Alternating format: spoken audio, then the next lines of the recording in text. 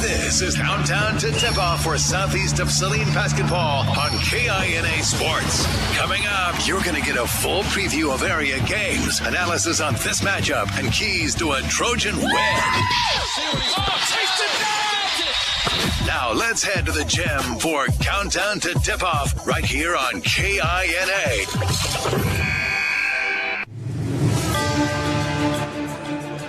After being swept by Beloit on Tuesday night at Southeast of Saline, back at home, they're going to try it again, this time against another NCAA League foe in the Minneapolis Lions. Welcome into the Purple Palace tonight. Southeast of Saline basketball is on the air as we get ready for a doubleheader of Trojan hoops against the Minneapolis Lions. My name is Devin Haney, along with Tyler Smith, and also Nick Garst, producing and engineering back at the KINA studios in Salina.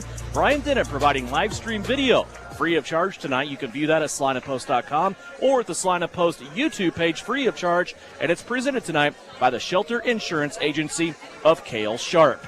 It is in recognition of FFA Week that all farmers and ranchers got into the building for free tonight and still pouring into the stands in anticipation of this game between Minneapolis and Southeast of Saline. Their tickets were paid for in part by the Saline County Farm Bureau, and they are ready to cheer on the Southeast of Saline Trojans and the Minneapolis Lions. For Southeast of Saline, they're trying to rebound after, the first time in a really, really long time. The Lady Trojans have lost 2 games in a row. They lost 61-52 here on this floor Tuesday against the Beloit Trojans. 15 points from Kaya Samuelson, 12 from Abigail Pearson, and 11 for Reese Heinrich wasn't enough. The Southeast of Saline gave up 61 points and lost by 9, 61-52. Southeast of Saline will come in. They'll take on a Minneapolis team for the second time this season. They beat this Minneapolis squad back on January 9th in Minneapolis, 47-28.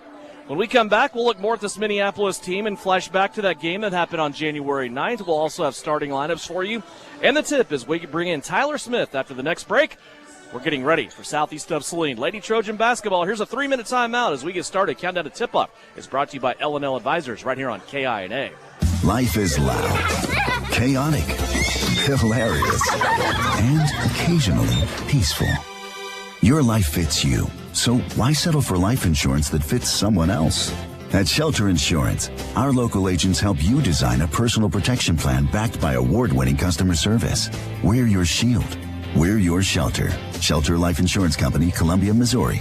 For a free personal protection review, contact Shelter Agent Cale Sharp in Salina.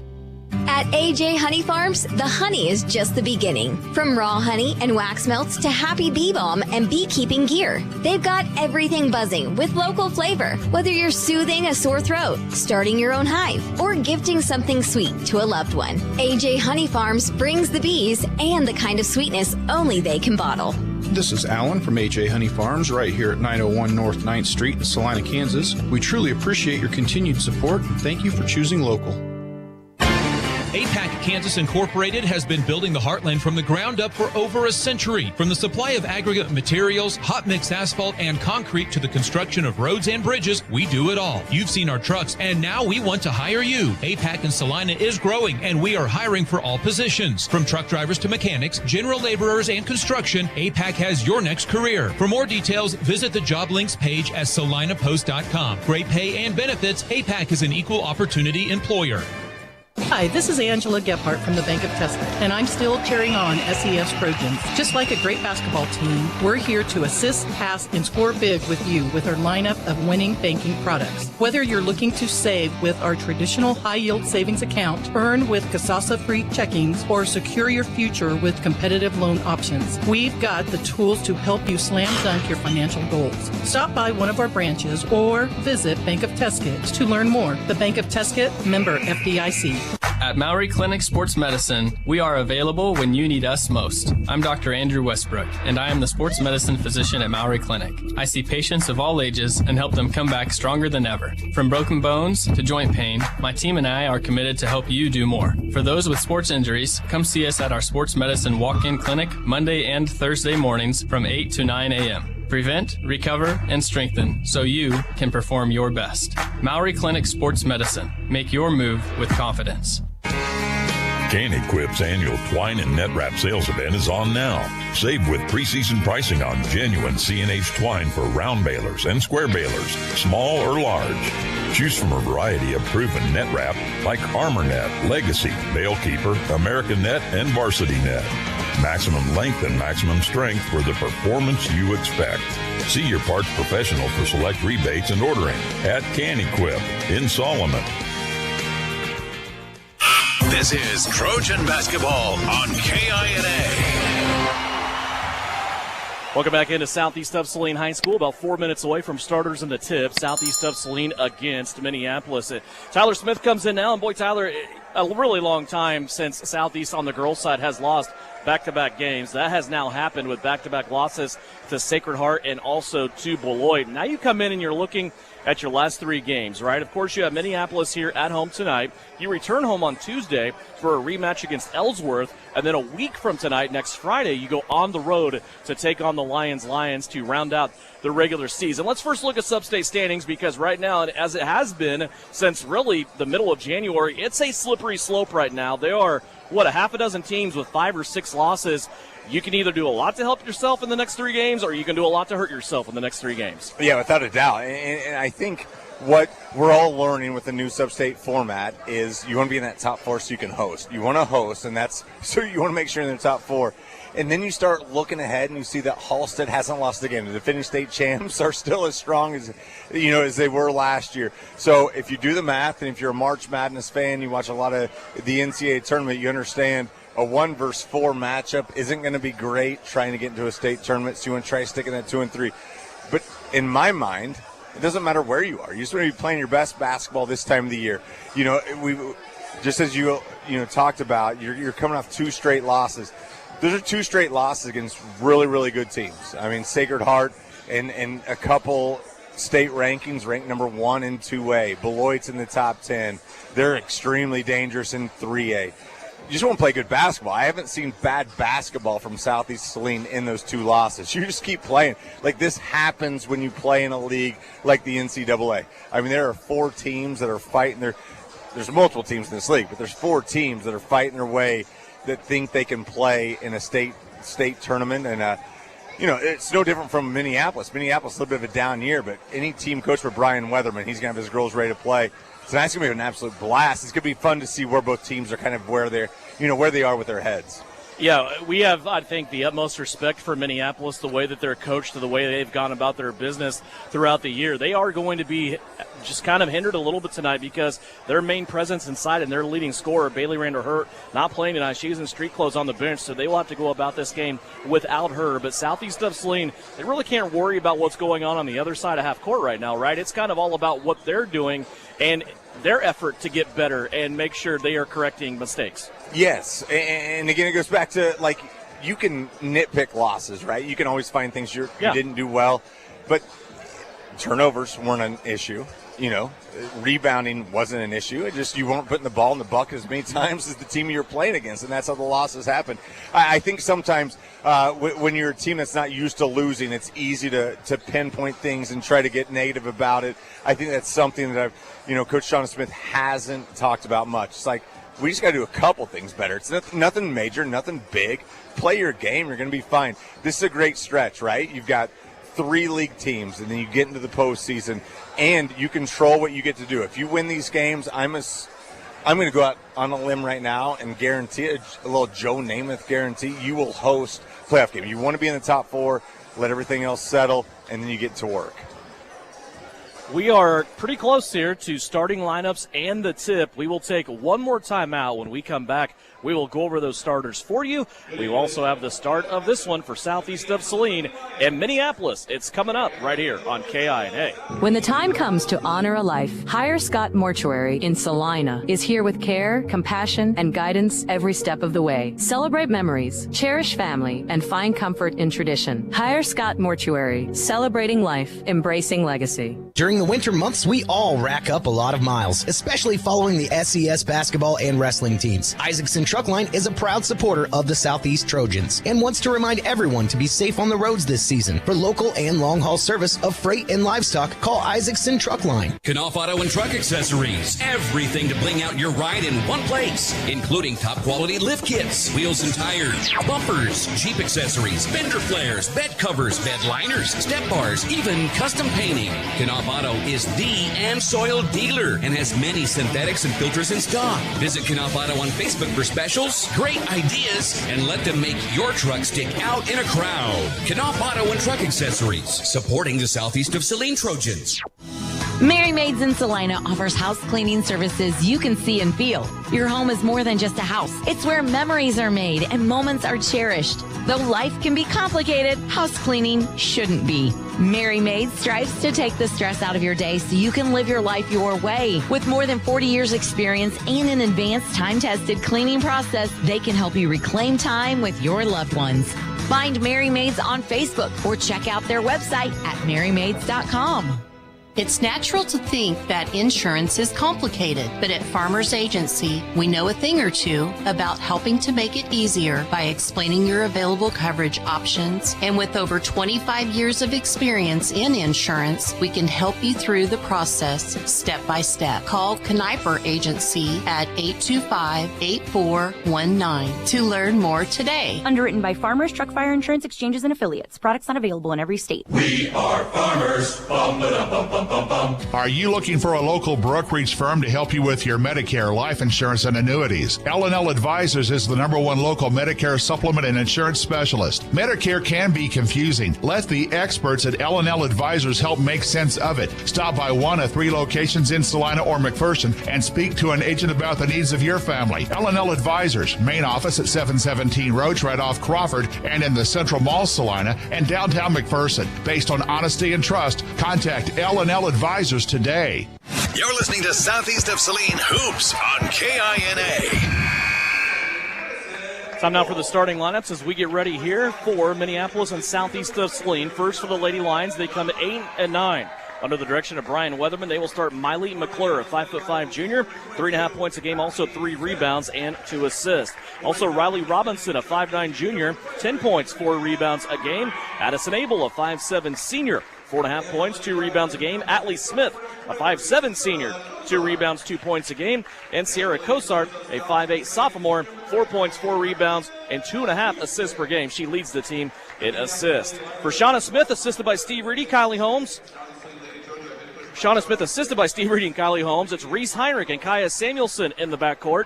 They combine to average over 20 points a game. Samuelson leads the team in scoring, assists, and steals. Sutton Douglas leads the team in rebounding. Reagan Duran, the 5'5" junior, in there as well, as Abigail Pearson, the 5'7" senior. Tyler Smith, your New Image Audio, keys to success tonight for Southeast of Saline. Devin, I think tonight, let's just go with this Valentine's Day theme. Let's go with it. Talk about sharing the love and getting the love tonight. If you're Southeast, there's no love involved. It's being a heartbreaker. It's going out and being nasty. It's doing dirty things, nasty things, taking care of business, taking care of your own business. Break hearts tonight. This is a team that we've seen. I think if you want to look at the last 2 losses, we can talk about, the things you're doing, with rebounds, turnovers, not scoring. Tonight it's about just destroying somebody else's heart. You got to get out and run. You got to get out and score. Everybody's got to get together. But Southeast tonight has got to get in their own flow and get out and go tonight. Robinson and Duran get us started. It's Riley Robinson winning the tip for Minneapolis. They will start out with the basketball wearing their road navy blue jerseys trimmed in red with white numerals and letters. Southeast of Saline in their home white jerseys in purple and gray trim. There's a entry pass down inside. It was mishandled by Minneapolis initially, but then scooped up and shot by Atlee Smith, who was fouled. She will go to the free throw line. Smith to the stripe, the foul on Sutton Douglas. Yeah, good catch from Atlee Smith on the baseline. I mean, there was a lot of traffic right there. She catches the ball, goes up strong, absorbs that contact. Sweet stroke for the first free throw. But that's something, we don't see a lot. You see that ball in traffic. A lot of times that'll, just make it difficult for a post player to catch. She made the catch strong and just handles both free throws and gives Minneapolis a 2-0 lead. Out early, the Lions with an early lead, 2-0 after their first trip down the floor, 20 seconds in. Now Southeast of Saline on their offensive end. It's Duran around the perimeter, top of the key area. Now over to Pearson. Ball above her head. She'll find Samuelson.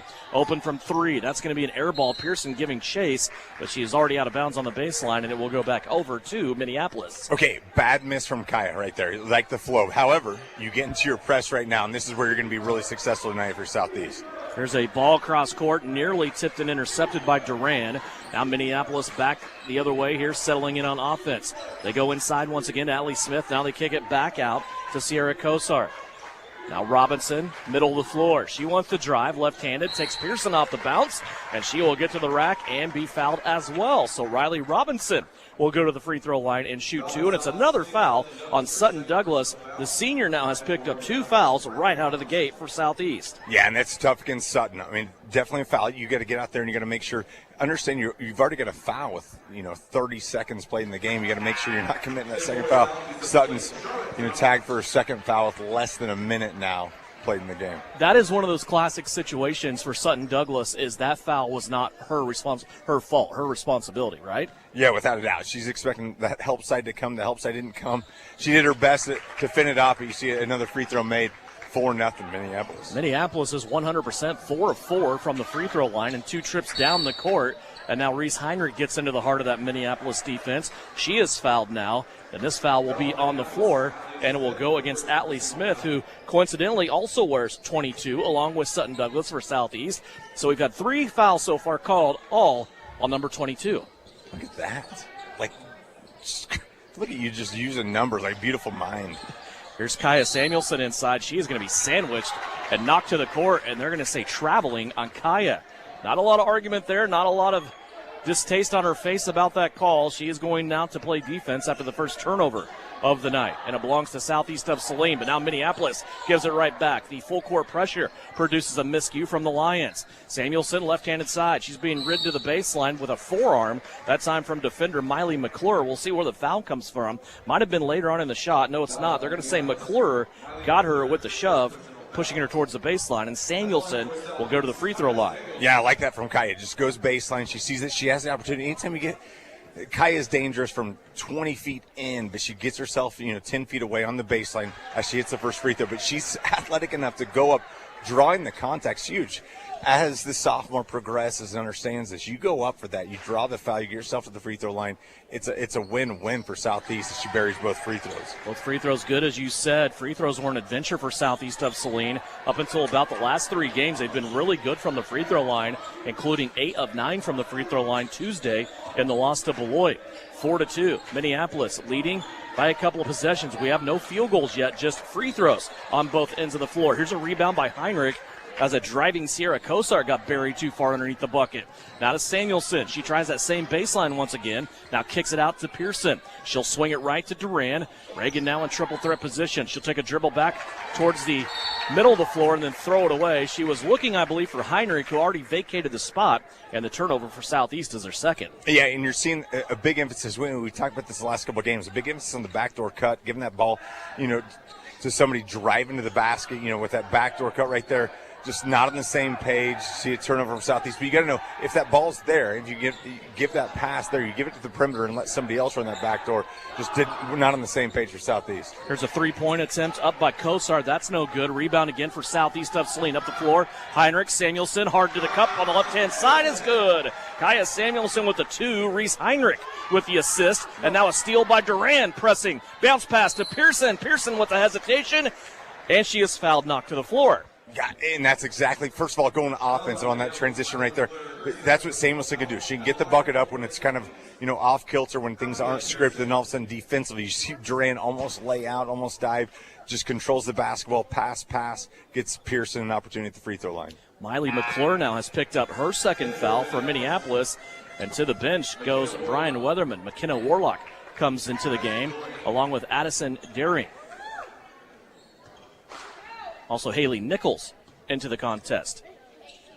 First free throw missed by Pearson. Second one hits hard off the back of the rim as well. And Abba's been really good from the free throw line since the beginning of the Sterling tournament. I don't believe she has a miss until tonight. Yeah, she has been really good. And let's just act like those misses are the only misses we're going to see tonight from Abba. She's going to work her tail off. She's going to get herself more free throw opportunities, but a good job from Reagan Duran to tie that basketball up, to keep it at Southeast.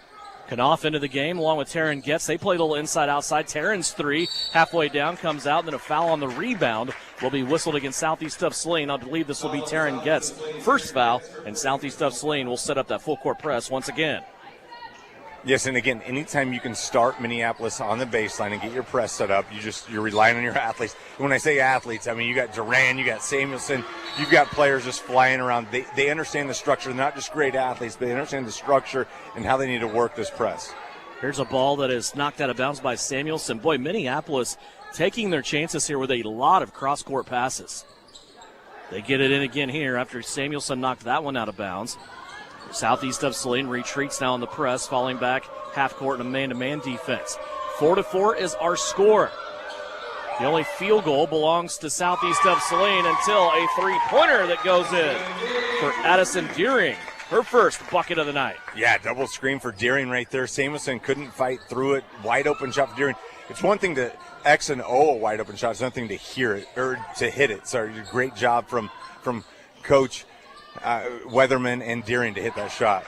There's a ball that goes right through the hands of Duran. Taryn Getz, though, runs it down and saves it for Southeast. Entry pass to Knopf. She'll take a dribble now, come back out, play to Samuelson. 17-foot jumper right-hand side. Silky smooth and good. Kaya with a half a dozen already. Devin, it really is. When everything's in rhythm, it is just silky smooth. I mean, that's just textbook. Here's a deflection off Taryn Getz. Reagan Duran takes it away. Back to Getz. Three-pointer over shot too strong. And the rebound for Minneapolis, but now a trap underneath the basket. Pearson will tie up the Minneapolis Lion down low. It's Haley Nichols, and the arrow will keep it with Minneapolis. 4:29 left to go here in the first quarter, and a 30-second timeout has been called. 7-6 is our score. Minneapolis leading Southeast of Saline by one. We'll take a quick 30-second timeout. Back with more Trojan basketball on KINA.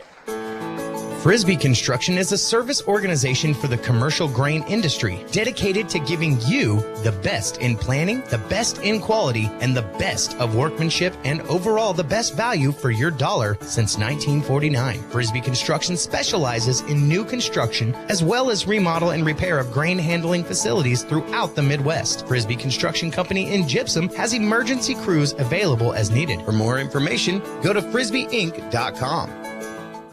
You're listening to Southeast Trojan Hoops on KINA.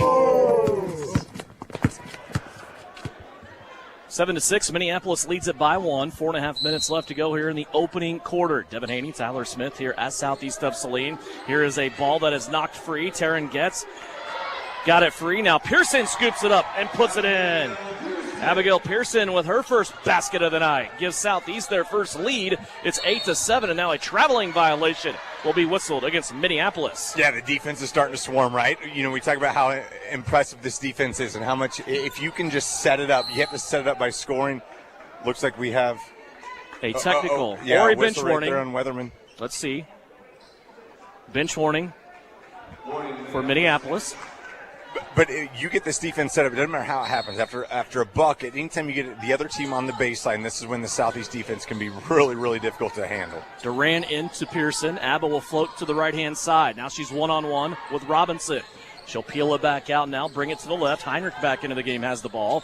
She tries the baseline. It's poked away and out of bounds. Southeast will have to re-rack it here on the baseline with some of that baseline offense. And you go back to Pearson's bucket right there. There were probably 3 or 4 whistles that maybe could have happened, you know, whether it's a foul or somebody out of bounds. That's just what Pearson does. She just goes up strong, absorbs the contact, and hits the what we would say an easy shot. But with that much contact, not easy at all, but Pearson with a big bucket. Southeast swinging around the perimeter. Getz has it. She'll collect the defense over to Heinrich for 3. That one too strong, kind of died off the back of the rim. And now a rebound that's going to be in a dual possession. Arrow will keep it with Southeast of Saline. And back to that Pearson bucket and then the bench warning for Coach Weatherman. I think maybe he has a good case there, and I don't want to assume what he was upset about, but it looked as if when Taryn Getz knocked that ball free, she made contact with the ball with her left foot on the baseline. That 100%. I would agree with you. One of those whistles, as you said, could there have were been multiple called. players on the baseline with a lot of ball contact. No, you're exactly right. And Coach Weatherman's going to fight. I coach against him in softball. He's a fighter. He coaches his kids extremely well. He understands the game. Yeah, he's going to fight nonstop. Veda Durfee into the game. She has a little up and under move. Now she'll kick it back out to Getz. Three-pointer on the way, no good. Durfee nearly got the rebound, but it's going to land in the hands of McKenna Warlock. Here comes Minneapolis. It's been a while since they have been inside of the three-point line on their offensive end. They've had a rash of turnovers break out here. They've had 5 turnovers so far in this first quarter. 3:28 left to go. There's another one, number 6. Pearson takes it away. Here comes Southeast running up the floor. Pearson, bounce pass. Durfee down low, score it. Veda Durfee off the assist from Abigail Pearson. Devin, it's not pretty, but that's everything that Abigail Pearson does. She makes a steal on the defensive end and just controls the game, has great patience, finds Durfee, on the block right there.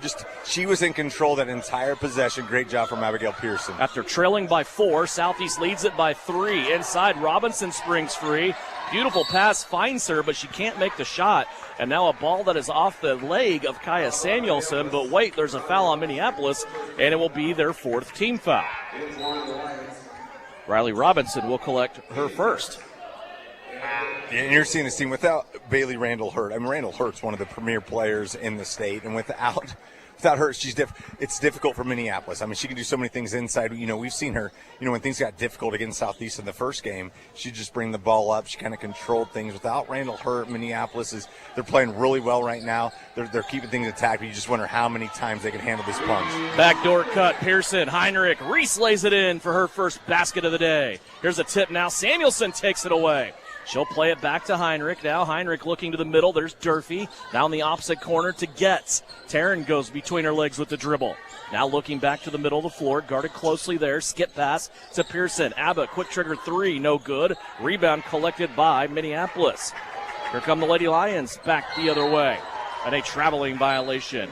Okay, it's a traveling violation, but give credit to Heinrich, first of all, keeping in front of the ball handler right there, and then it's Pearson's just pursuit. Where do you go if you're going right there? All of a sudden, you're sprinting down the court, you see things, you want things to happen. Heinrich cuts you off. Pearson's coming from behind. I don't know. I would have taken 9 steps right there just to try to get away right there. All it takes is more than 2. That's a travel.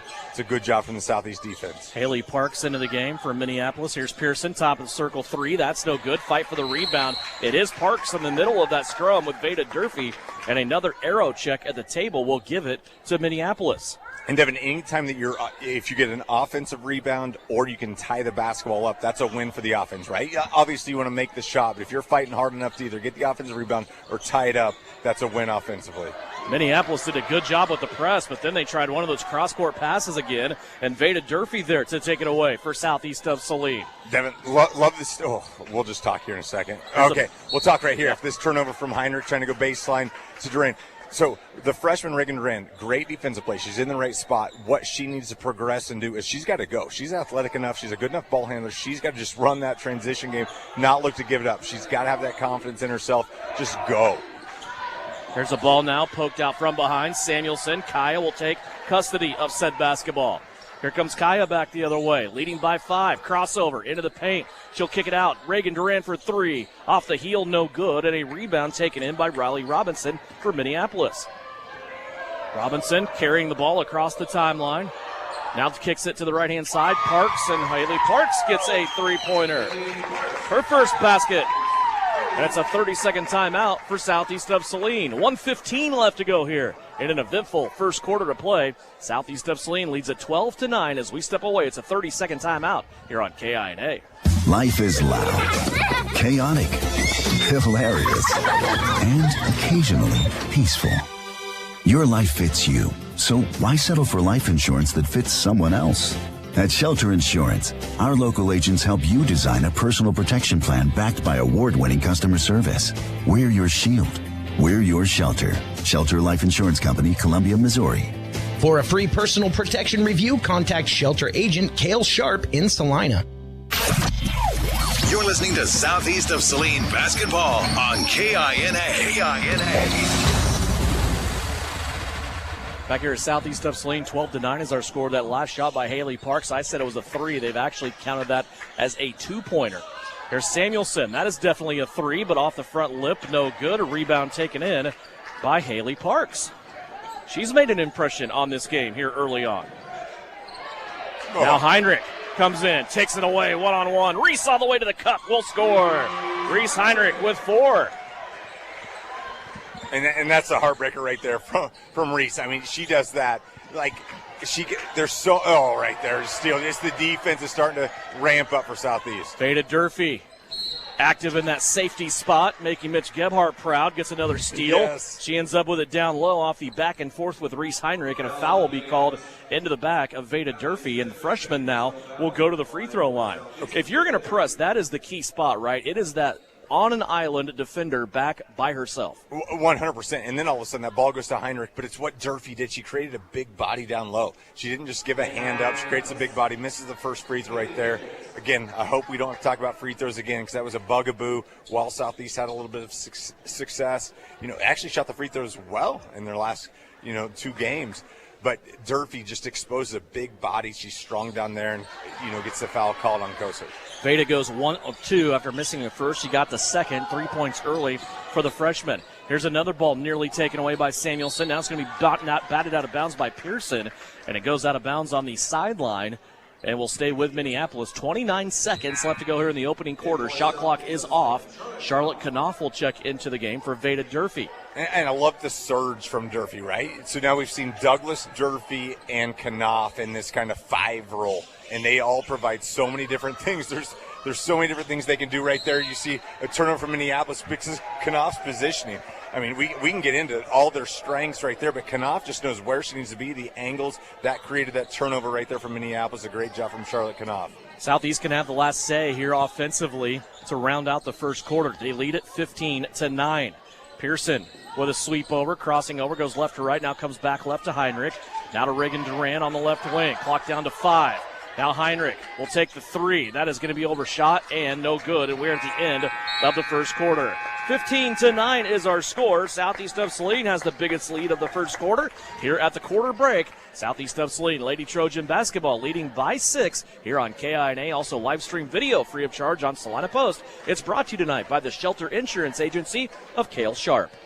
Life is loud, chaotic, hilarious, and occasionally peaceful. Your life fits you, so why settle for life insurance that fits someone else? At Shelter Insurance, our local agents help you design a personal protection plan backed by award-winning customer service. We're your shield. We're your shelter. Shelter Life Insurance Company, Columbia, Missouri. For a free personal protection review, contact Shelter Agent Cale Sharp in Salina. Love your wife by giving her a warm butt for Valentine's Day. New Image Audio can install heated seat warmers on any vehicle, leather or cloth. Love her even more with a remote start that works in conjunction with your heated seats. Ladies, don't forget him. New Image Audio is Salina's #1 stop for hot vehicle audio, tint, truck accessories, and everything in between. Feel the love this Valentine's Day by being toasty from head to toe with New Image Audio. Call today for a free estimate. New Image Audio at 340 South Broadway in Salina. You're listening to Southeast of Saline Hoops on KINA. Nick Garst is producing and engineering the radio broadcast back at the KINA studios. Back here courtside, Devin Haney along with Tyler Smith. 15-9.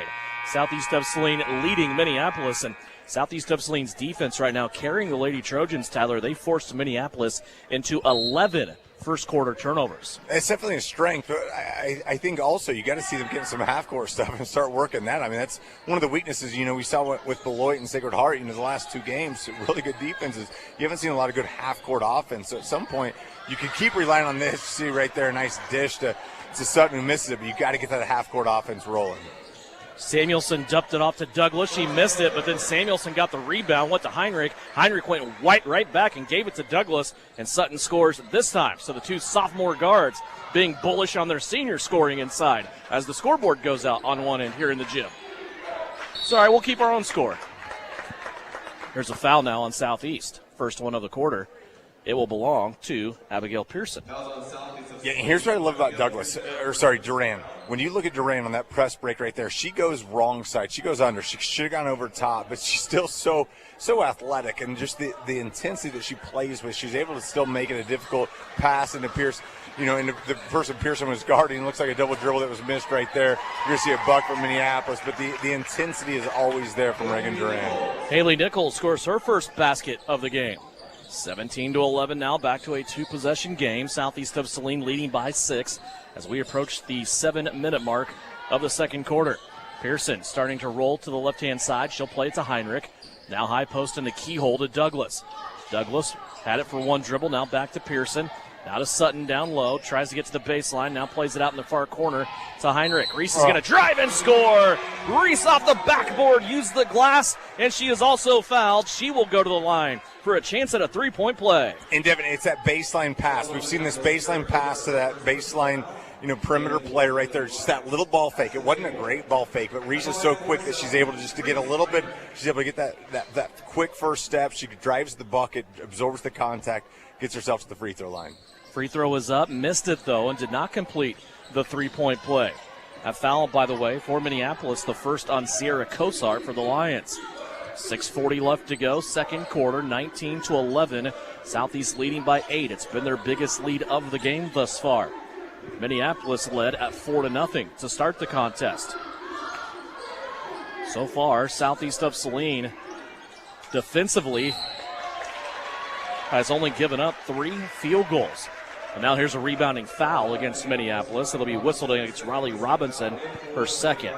Yeah, the foul on Riley Robinson, but it was created by Reagan Duran's not just positioning, but her athleticism. If Duran just sits there, Robinson's got the easy rebound, but it's Duran's athleticism, not only have position to then explode up and try to get the basketball. Robinson has no other opportunity other than to go through Duran. It's a good foul call. It's a great job from Reagan Duran.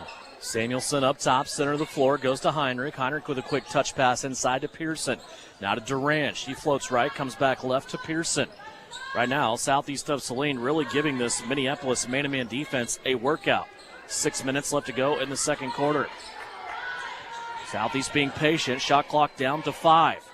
Samuelson has it, right wing. Needs to make something happen. Spin move, collects a double team, overshot the ball, and it's going to be rebounded on the backside by Sierra Kosar. And now a foul called on Heinrich for Reese. It will be her first. Yeah, and we talk about how successful this offense is when we're going lateral. At some point, you've got to penetrate. You can't just go lateral the entire time. We saw about 35 seconds of lateral ball movement. At some point, someone's got to penetrate earlier. We talk about getting 2 feet in the lane. You get 2 feet in the lane, then good things will happen. We didn't see that in that possession. That's a great defensive possession for Minneapolis. Taryn gets into the game. She'll replace Pearson for a rest. Lob pass. Tried to go inside, did Minneapolis. The ball's being batted around. Now it's on the floor. And will be tied up in a jump ball situation. It'll stay here with Minneapolis. And I think Reese Heinrich got popped in the face, and she's going to have a bloody nose from that.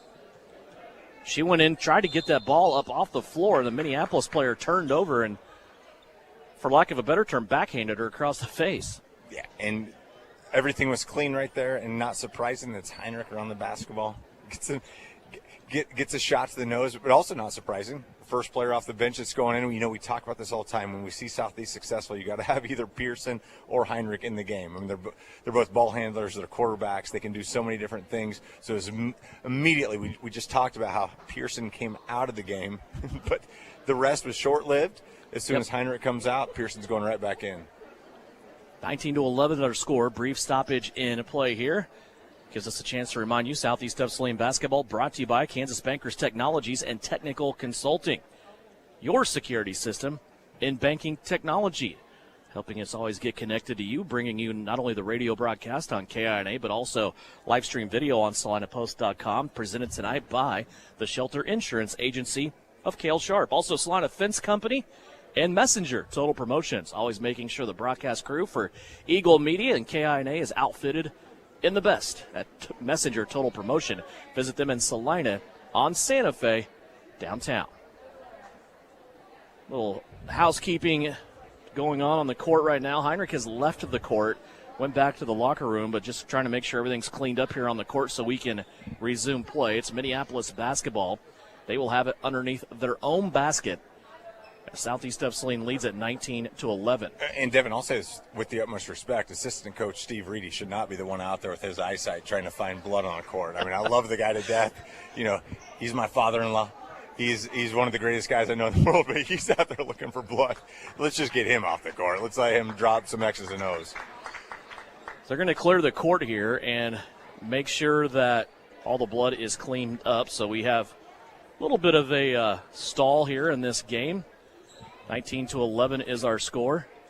5.5 minutes left to go here at the gym in Southeast of Saline. We'll have The boys' game, of course, coming up after this contest, and at halftime we'll visit with Francis Flax, see how things have gone since the loss to Beloit on Tuesday for the Southeast of Saline guys. 5.5 minutes left to go here. The girls have been cleared to come back to the court, and Minneapolis will inbound the basketball here underneath their own basket. See what Coach Weatherman has in store for this inbounds play. Sets inbound here is Cosart. Running out of time. She's going to throw it in beyond the three-point line now. She'll find Haley Nichols. Now back to Cosart. She'll drive, dump it out to the left. That was Addison Abel with it. Good defense here by Southeast of Saline. Reagan Duran nearly had the ball to tip away. Now she does tip it away, but a foul called on Reagan is her first. Yeah, and that's tough on Duran. She did so much good work just leading up to that, and definitely a reach. Just comes around anytime you get the ball handler with the arm right there. Just you want Reagan to know, just keep playing with your feet, not with your hands. It was good defense, and then she just lets it up with the hands. Third team foul. Here's a block by Taryn Getz as she was able to deny Addison Abel on the right-handed drive. Southeast of Saline with 3 team fouls. Minneapolis with 2 with 5:04 left to go here in the second quarter. Minneapolis trying to get a backdoor cut there. Taryn Getz not agreeing to that procedure. Now an elbow jumper that is up, in and out, no good. Duran will elevate for the rebound. Kick it on the quick outlet here to Samuelson. Now to the left-hand side, Getz, and she is body checked out of bounds to the baseline, and a foul will be called here on Sierra Cosart. It's her second. Yeah, and again, it's Getz not falling in love with that three-point shot, right? She's taking that ball baseline. Cosart has no opportunity. The only way you can slow Getz down right there with her baseline drive is to get hands on her. It's Cosart's second. That's going to be big for Minneapolis. So Cosart will come out with 2. Miley McClure will replace her with 2. There are 4 different starters right now for Minneapolis, that have 2 fouls. So a little bit of mild foul trouble mounting. Here's Samuelson off the inbounds for 3. That's no good. And Southeast has really struggled from beyond the three-point line here in this first half. And a rebound for Minneapolis will result in a rebounding foul on Southeast. And Devin, I'm going to go ahead and say it. I don't think it's a bad thing that you're struggling from the three-point line. We've seen, a lot of success from Southeast come from the three-point line. If you don't have success from there, where else are you going to score? You got to get the ball down low, work on those back cuts, continue to feed the ball to Douglas down low, who fights hard. Pearson does the exact same thing. Get points in the paint. Points in the paint will lead to easier opportunities from outside the arc. That's the best Minneapolis has handled the Southeast pressure full court-wise here tonight. They're now settling into their offense, trailing by 8 as we approach the halfway mark of the second quarter. And here's a shot that goes up. Allie Smith. I'm not sure Allie didn't get away with a little hop there and a little travel, but a foul will be called here on Southeast of Saline against Taryn Getz. Yeah, again, I think you said exactly right. I think Allie got away with a little bit of a little hop-a-doodle-doo right there. I thought Getz had a really good position. Thought she straight up. We're seeing a lot of quick whistles all of a sudden this second quarter. So what do you do as a player? You adjust. You got to adjust. If you complain, you're just going to be weak. Don't be weak. Adjust to the calls. Smith misses the first. Getz will come out of the game. That is her second foul. Getz and Douglas each have 2 fouls for Southeast of Saline. Reese Heinrich back into the game. Second free throw for Allie Smith is up and good. Heinrich has one of my favorite looks right now, the plugging of one bank of your nostril cavity. So oxygen is going to be half to the brain right now for Reese Heinrich. Here's a ball on the floor. Douglas went down to try to save it, then Pearson joins her. There's 3 Lions, though, in the scrum, and the Arrow will keep it with Southeast of Saline. Yeah, and we'll say the exact same thing we said for the last 4 years. Loose ball, Pearson's there. Pearson just goes, understands the loose ball there. She just dives in there, uses the knee pads, secures the basketball for an alternate possession. Here's Samuelson inside off the feed from Pearson, and Kaya will score her first basket of the second quarter. 8 points for Kaya Samuelson. Now a ball that's plucked out of the air by Heinrich, but she lost it, and she got hit again and down to the ground. Reese just shakes her head off. She's having a rough first half of play here. Now Pearson on the rebound for Minneapolis. She wants to run back the other way. Inside, a no-look pass to Duran. Pearson was looking at Heinrich on the left, ended up going straight down the lane on the right-hand side to Reagan Duran for 2. What a dish from Pearson, right? We've seen that 2 possessions in a row right now. The Heinrich just the way that she fought right there, but the Pearson look right there to Duran, great finish. Here's another deflection by Heinrich. Ends up inside to Parks. Her shot no good. Douglas with the rebound. Reese Heinrich will take the outlet on the left, work it back to the middle of the floor. Little stutter step at the top of the circle. She goes all the way down the paint, just smashed the accelerator to the ground, and she will go to the free throw line. Love what Reese did right there. Reese just got knocked down to the floor earlier. No foul called. I don't know if there was a foul, to be honest with you. I thought it was all basketball play, but Reese knows that she was on the floor. So what do if you're a smart player? You attack. People saw you hit the floor. You attack, you're going to get a foul call, but she was so strong attacking the basket. She draws the foul, gets herself to the free throw line, and despite only breathing out of one nostril, hits her first free throw. It's the third foul for Minneapolis, Atlee Smith. I might be wrong, Tyler. In my memory, that's the first time I have seen Reese Heinrich do that. Come down the floor, go right into the middle of the defense, and just go at it. We've seen her do it on the right or maybe the left, but not right down Broadway like that. And that's the nastiness that Heinrich has. Now another steal. Here's Reese taking it away down the right-hand side. Layup good! Reese Heinrich. Plug both nostrils, why don't you? She's going off right now. That's up by 14. That's just the dog in Heinrich, right? Maybe every once in a while you just need to punch her around or knock her on the floor. Absolute great sequence for Heinrich. Ball on the floor, picked up by Pearson. That was started by Samuelson, poking that one free. Another turnover taken away for Southeast of Saline's defense. 2:41 left to go. Samuelson has it. Now she'll go through Heinrich. Left-hand side now, Pearson. Durant in the corner. Durant in front of the Minneapolis bench. They pull it back around. Reese wants a three. She shoots it strong off the back iron. Durfee trying to get the rebound, but Heinrich will pick it up and save it for the Lady Trojans. They'll work it around now. Left-hand side, Durant again. Now Samuelson again. Southeast leading by their biggest margin of the contest so far. They're up by 14. Here's Pearson to Durant. Her 8-footer from the right-hand side is no good, but Pearson gets the offensive rebound. Out to Samuelson for three. That's no good. And Durfee had the ball. She's knocked to the ground, and now a foul will be called on Southeast of Saline. And I think, unfortunately, it's on Pearson. I mean, there's so many bodies playing around. What Abigail Pearson has done in the last 3 or 4 minutes has been fantastic. I mean, just her hustle plays, dishing the basketball. We can go Jelly of the Month club right there. You know, it's the gift that keeps on giving. If you're open, Abigail Pearson's going to find you. She did such a great job the last 3 or 4 possessions for Southeast. Unfortunately called for a foul there when it could have been given to a multitude of Trojans. And that is the third foul now on Abba Pearson as Miley McClure steps to the free throw line and misses the free throw.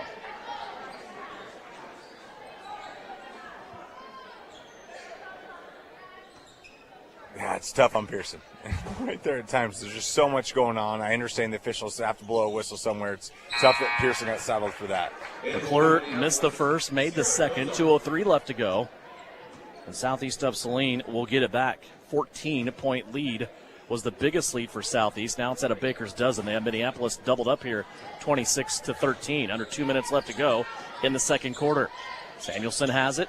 Left-hand side. Now they'll swing it around Heinrich. Jump pass inside to Durfee. Veda with a turnaround to the middle, and she scores. I'm telling you, Veda Durfee is just taking baby steps every single night. You can see it in the JV games. You can see it in the varsity games. That was a supreme move down low. Devin, it was. It's just confidence with Durfee. She has athleticism that is sky high. I mean, there's no roof to her athleticism right there. Just you gain confidence if you're Durfee. That's a great, just going to your right. That's a tough play for any post player, especially as a freshman. Veda has 5.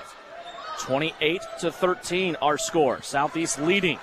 Minneapolis on offense as we approach the 90-second mark and a traveling violation against the Lions. That is turnover number 15. And I hear Shauna Smith talk about this all the time with Knopf, and we try to highlight as much as we can, just knowing where to be right there. Just perfect positioning down low means your help's coming. It's Knopf's defense, her position right there that led to that travel. You understand which foot you have to defend if you're, post defender. Knopf does such a good job, creates a turnover. Durant had it, right-hand side. Now it's in the hands of Heinrich.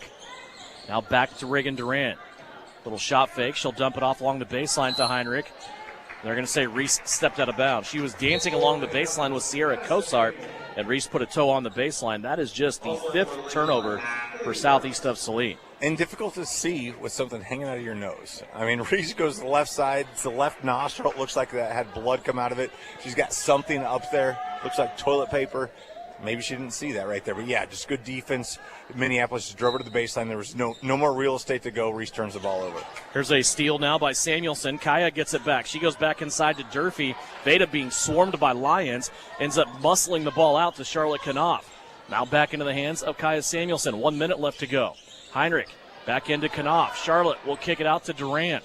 Duran wants to drive baseline. All the way, she's being pushed, and a foul will be called. That sends Reagan Duran to the free throw line. How about Duran right there? Just going baseline, understanding she has a poor angle, but she knows if she goes up, the defender's falling her behind. She kind of lays the body back there as she explodes up, draws that contact, gets herself to the free throw line, even with a poor angle. That's just a headsy play from the junior Reagan Duran. Haley Parks on the foul. That's her first. Reagan Duran nails the first free throw.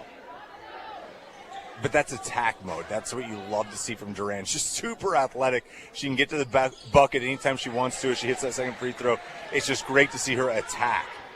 Reagan gets them both. Lead now 17 for Southeast. 30-13 is the count. 46 seconds left to go here in the second quarter. Deep post entry. Here's Parks for three. She already has one. That one misses too strong. Minneapolis, though, gets their own rebound and scores. Addison Abel with her first basket of the night.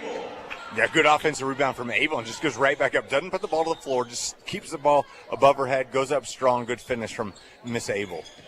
Here's Heinrich with it. Shot clock is off. Southeast of Saline can take the last shot. Samuelson recognizes, looks over at Coach Smith. Now falling into a play. 1-4 high set here. Everybody across the free throw line extended area. Here's Durfee. She's going to shoot the three. It's strong off the backboard, no good. Chance for an offensive rebound. It's on the floor. Southeast will give it up to Minneapolis as Parks comes out with it, but they can't do anything with it, and that will be the end of the half. There's 0.1 seconds left on the clock. Can't do much here, and Southeast will go to the half, leading 30-15 as we will have the formality of just inbounding the ball. It is Southeast ball. I know you don't care about my thoughts right here, but here's what I just say. You hold the basketball out. You make them tie it up. We'll talk about that later some other day. And you get the ball when you come out of the second half.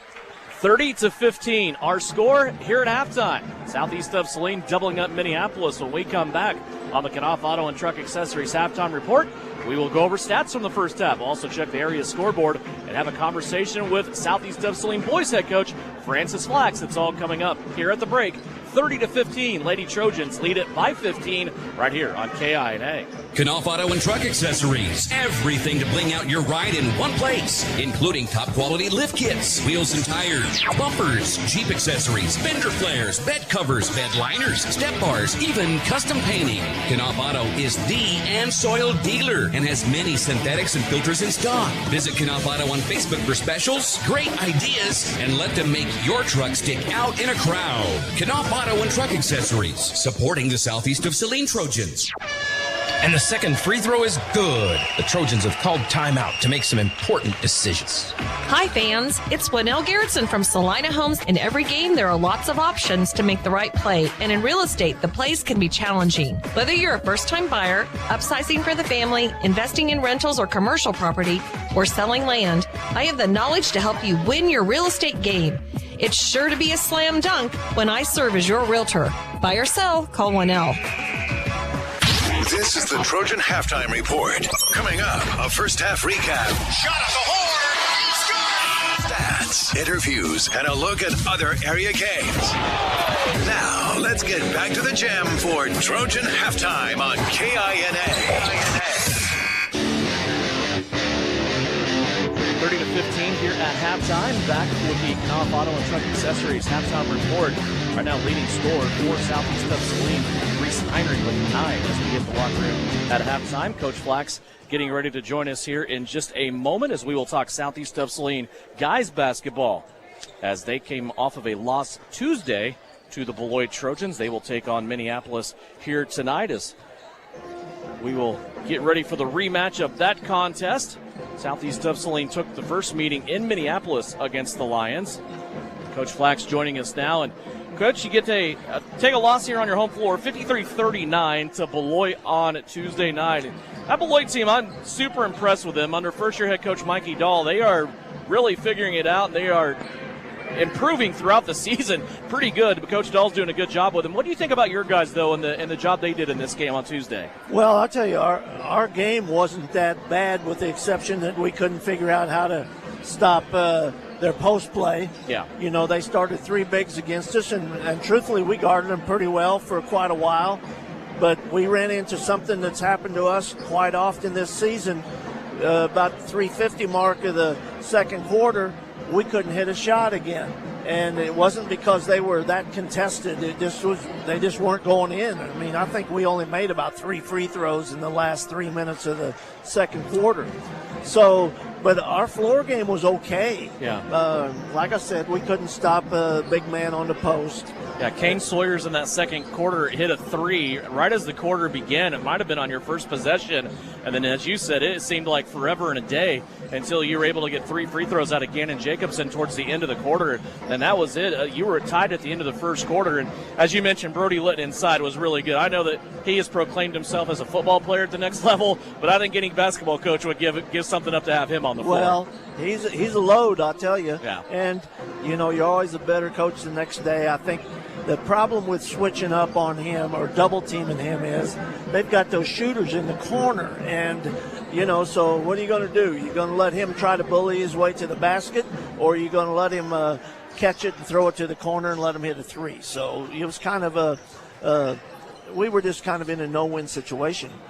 But that being said, we did a great job of taking away their 3 ball during that game. Yeah, you really did. The half-court defense was pretty good outside of just that post area there. You have Minneapolis now coming in tonight. It's the second time you have been able to play Minneapolis. You got a victory at their place back on January 9th. And Minneapolis is always kind of a challenge in their own way, aren't they? The Owen Just, he does a good job from the guard spot, as you have told me before, and it rings to be true throughout however long he's been in high school. It seems like forever. But they run everything through Owen Just, and he is one of those guys you have to look out for, don't you? Yeah, you have to be aware of him all the time. And I tell you where he got us down at their place was as soon as he would shoot the basketball, he was gone and in for the offense, his own missed shot, and then putting them back in. And he hurt us that way. But you're right, everything goes through Just. But on film lately, they've been doing a lot more with their post play.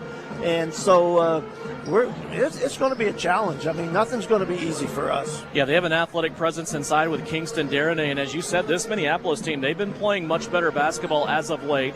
They've won 3 of their last 4. They also have 2 league wins over Lions, which I think we both respect the Lions and the job they're doing this year. So Minneapolis playing much better basketball. Yeah, they are. They're playing a lot better than they were early. And, they've got a similar problem to us, and that's depth. They don't have a lot of depth. So I hope the officials let the players play tonight and don't blow every whistle. And, I think most of the time that's to our advantage. Minneapolis, Southeast here tonight. Coach, what do you want to see most from your guys here in this game? We got 3 regular season games left, including tonight. Well, these guys know how valuable wins are right now for us. In order for us to get a favorable draw in Sub-State, this is a must-win. We've got 3 games left. We've got to take it one at a time. Tonight is a must-win. Best of luck to you. We'll talk to you after the game. Thank you. Francis Flax, he's the head coach of Southeast of Saline's Trojans. His guys tonight in the second game of our doubleheader will be taking on the Minneapolis Lions. 30-15, our score here at halftime. Southeast of Saline leading. We are just about 2 minutes away from the start of the third quarter. We'll take a 2-minute timeout, come back, recap scoring from the first half. It's all coming up after this on the Knopf Auto and Truck Accessories Halftime Report on KINA. Farmers, it's time to start planning for the 2026 planting season, and Phillips Seed is here to help you pick the best genetics for your operation. From top-performing corn hybrids and high-yield soybean varieties to proven milo varieties and advanced seed treatments, we focus on products that perform where you farm, backed by local testing and proven on-farm performance. Phillips Seed helps get your crops off to a strong start. Visit phillipsseed.com and find us on Facebook or X. Phillips Seed, serving, innovating, growing since 1985.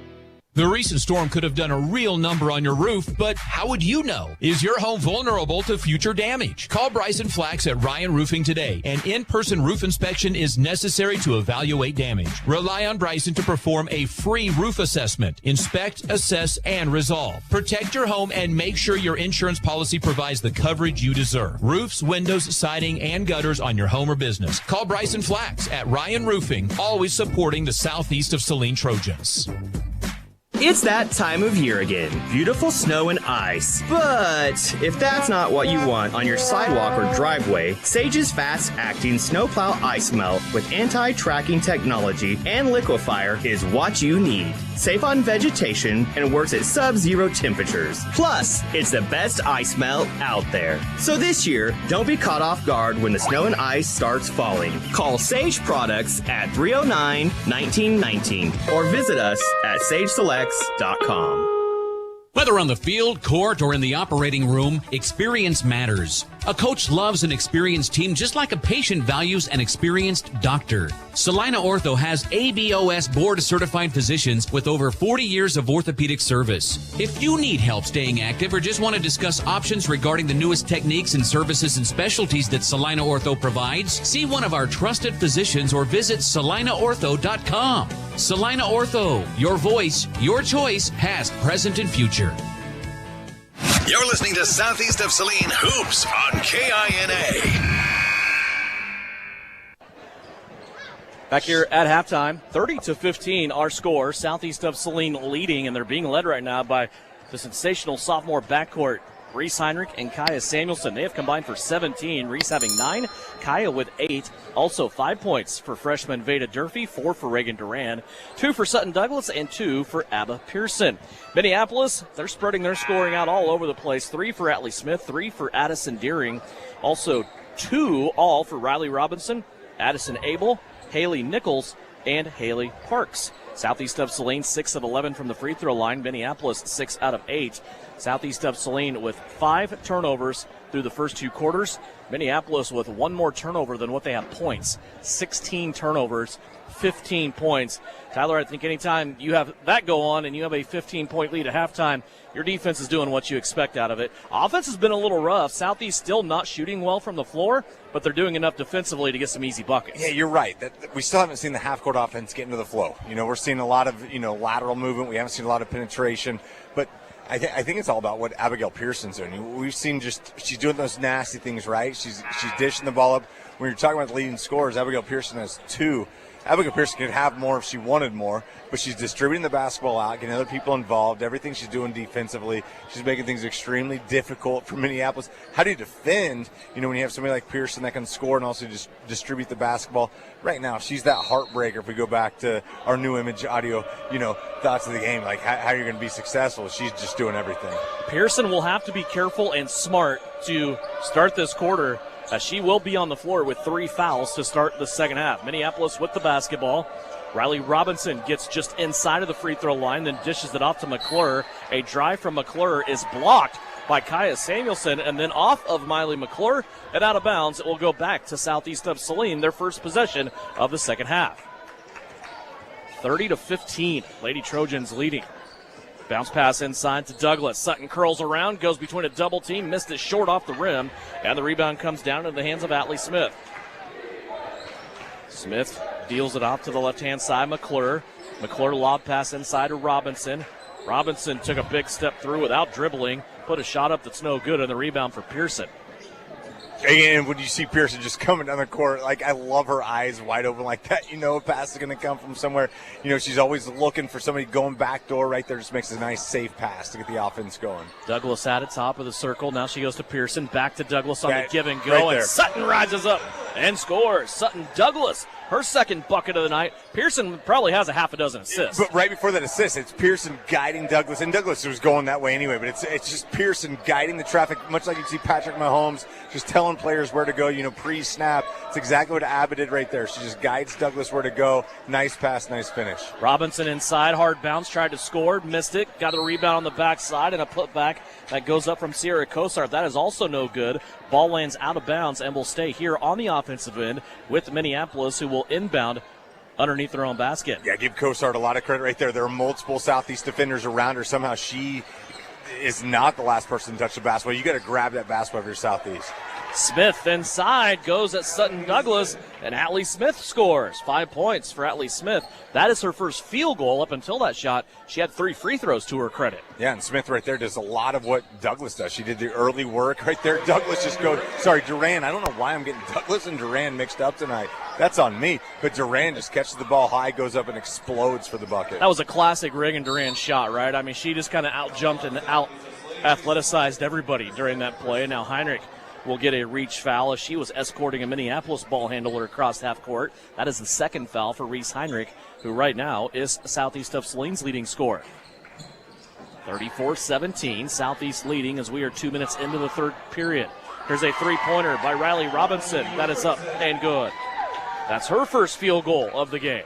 Yeah, nice shot from Robinson right there. Had a hand in the face from Duran, just buries the three right in front of Duran. Southeast with it back now on their offensive end. Samuelson wanting the pick and roll there with Duran. Traveled with the ball. I'm not going to say she might have got away with it. She did get away with the travel and ends up in a miss by Sutton Douglas going to the basket. I think that no call threw everybody off. Yeah, it did. Everybody just kind of stopped. Everybody's waiting for that whistle. No whistle. You got to continue to play. Here's a shot by Robinson inside, trying to go back-to-back. She cannot. Douglas gets the rebound. Southeast pushing it up the floor. They don't have numbers. It's a cross-court pass, though, to Heinrich. She'll try the three. That's no good. Samuelson gets the rebound. She'll go back at the cup, and now she is fouled. And Heinrich goes to the floor again after shooting the three. Didn't have any room to land. No foul called on that.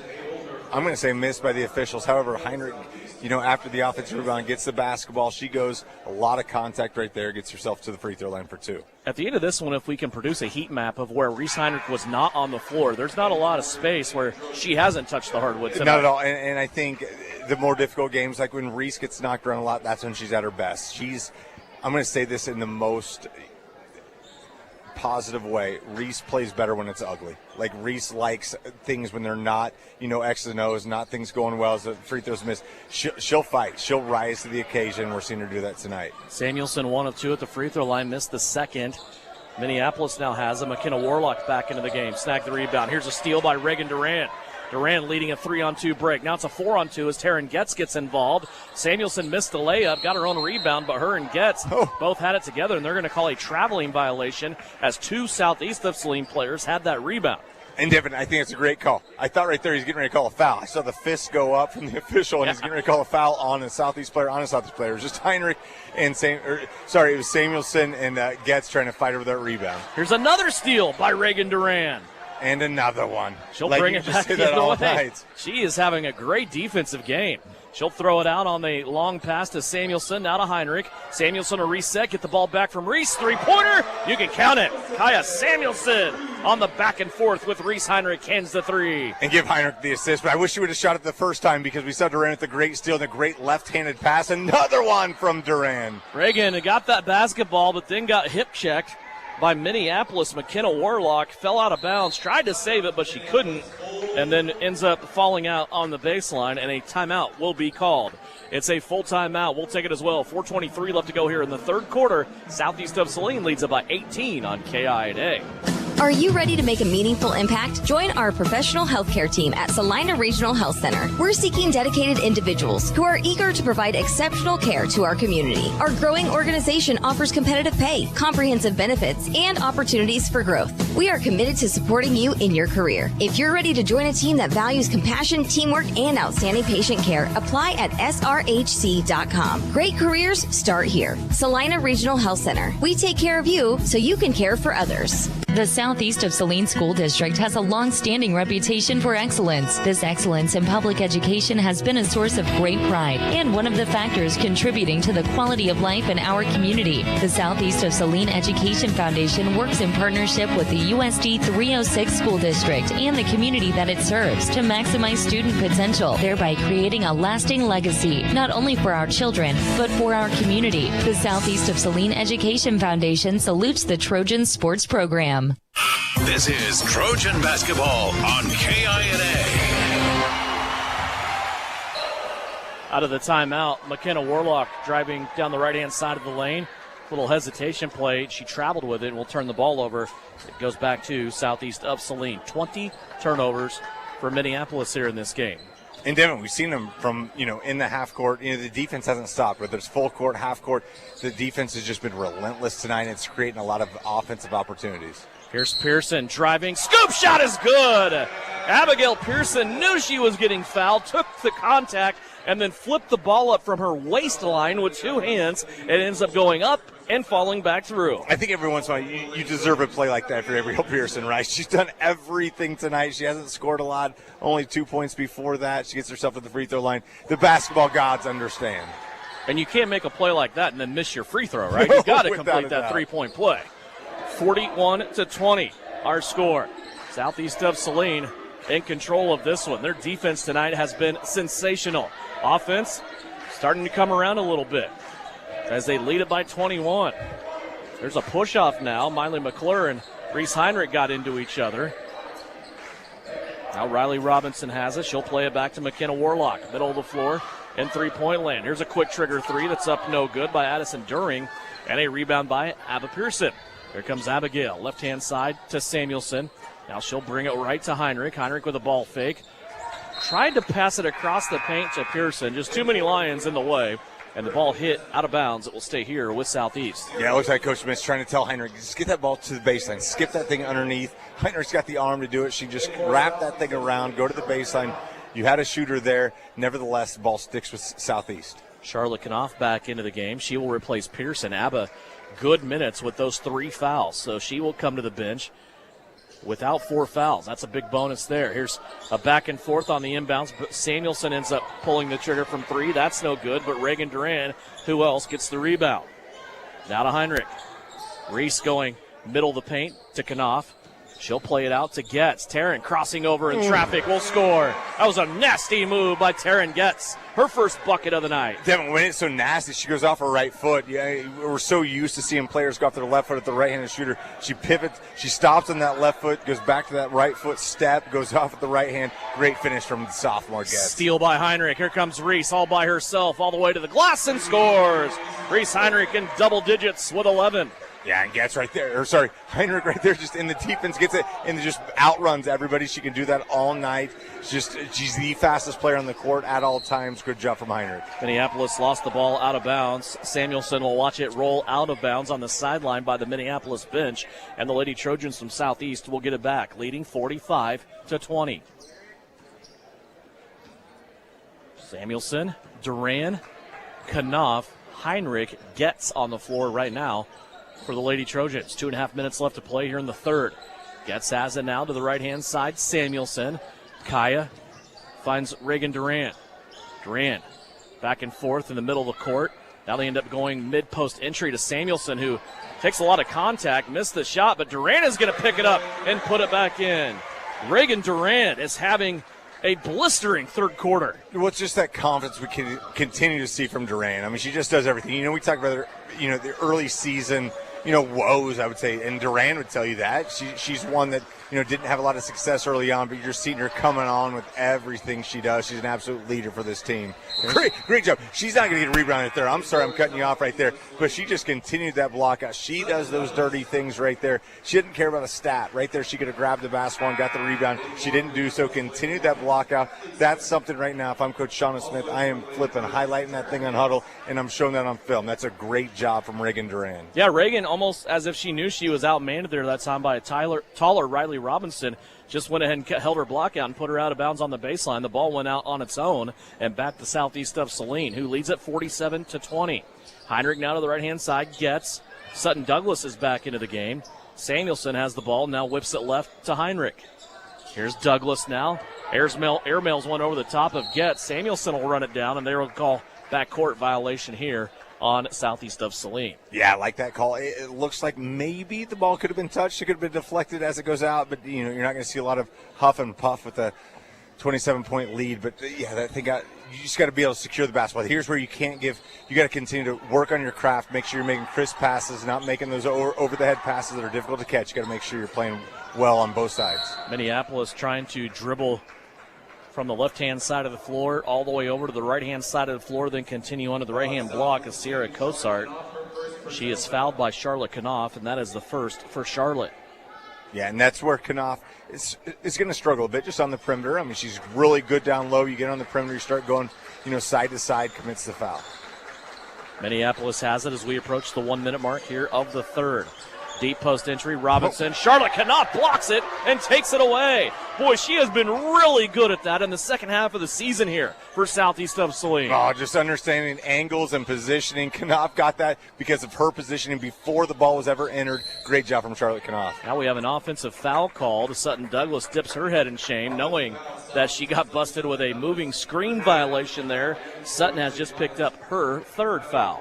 And I think that's one of those fouls that you're going to continue to do that. You're going to continue to set that moving screen until it's called. And now that it's called, you'll just set up how you run that offense a little bit different. Good call from the officials. And Douglas, like you said, she knew immediately. She understood that she was the guilty party, and she did it. But if you can get away with that for an entire half, you're going to continue to run that play. That is just the third turnover for Southeast of Saline in this quarter. They have committed only 8 for the game. Southeast leads it 47-20, closing minute of the third. Here's a ball inside to Warlock. Now she'll play it back out to Allie Smith. Smith stuck inside the free throw line. Now back down inside to Warlock. She goes at the basket, puts a shot up high off the window. Douglas will clean up the rebound. Devin Warlock was working so hard to try to get position on Knopf and just could not do it. And you saw, you put your hands up, like there was multiple travels, looked like multiple violations right there. Never called. It's Knopf's defense that created those opportunities. Enough traveling in there, you could have qualified for a travel agency. 9 seconds left to go. Here is Samuelson. She has the ball knocked out of bounds. Now it leaves 7.2 here on the clock. And this is a perfect situation from a coaching perspective, right? You want to work on this. You're up 27. You have 7.2. Let's figure out how to inbound the ball with a late clock situation. Douglas trying to curl around. Just poor spacing there by Southeast of Saline on the inbounds play. And now a ball that is loose. And the end of the quarter. 47-20 is our score at the end of the third. Southeast of Saline leading big as we go to the fourth and final quarter. Southeast of Saline Lady Trojan basketball brought to you by the Shelter Insurance Agency of Cale Sharp. 4 walls and a roof can make a house, but a home, that's where life happens. First steps, backyard birthdays, morning coffee, sunsets on the porch. Home isn't something you buy, it's something you feel. And when it's right, you just know. For 22 years, Dan Goebel has helped people in Salina find that feeling. And now, he's here to help you. Your home is out there. Dan Goebel knows the way. Call 785-819-1904 or visit Salina Homes to find your way home. Insurance is something we all need in our business, home, car, and life. But do you really understand what's covered? And most importantly, what you are paying for? Hi, this is Rob Carlson in the Salina office of Smart Insurance. Change is good, especially if you haven't looked at your insurance policy lately. I can help you understand what you need and where the gaps are in your coverage. We provide free quotes and take pride in looking out for you. Smart Insurance, with locations in Salina, Abilene, and Harrington. Give us a call today. You're listening to Southeast of Saline Hoops on KINA.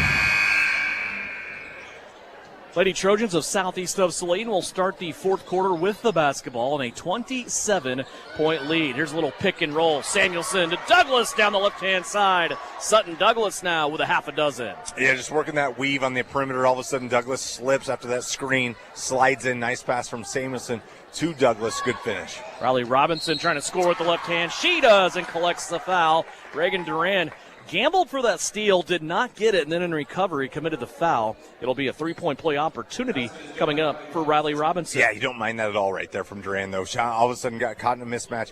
She's going up strong against Robinson. Robinson goes up stronger, finishes that left-handed layup. Good finish from Riley Robinson. Free throw missed. Duran collects the rebound. Pearson on the right-hand wing. Free throw line extended in front of the Southeast of Saline bench. They'll work it around now. Samuelson. That ball went through Kaya's hands and hit her in the face. She gets control. Now she checks her nose. Seeing if she qualifies for the second bloody nose of the night for Southeast. Pearson now has it. She gives back inside to Douglas. That ball tapped out of bounds. Now Kaya over with Shauna Smith, and she is bleeding, it looks like. Confirmed. And Devin, here's how I just love watching how teams play. You can always judge it, and I will talk I give you 30 minutes on Brian Weatherman. I mean, I love this guy, great coach, love watching his teams play. They're down big. This defense does not stop. They don't stop playing. I mean, that's just great defense. They're still playing hardcore man-to-man defense. Entry pass down low to Pearson. She had a little hesitation there, and she is fouled. Robinson got Pearson in the back. Robinson now, her third foul.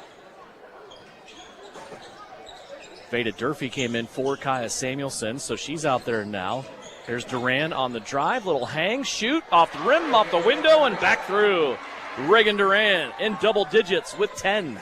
And it's all just, it's bells and whistles, right? Like, we're going to fake the three, we're going to go up. You see a missed shot from Minneapolis, but Duran knows if she gets herself 15 feet away, she's going to explode up. She got herself a good shot. There's a three by the Lions, and that's good for Addison Abel.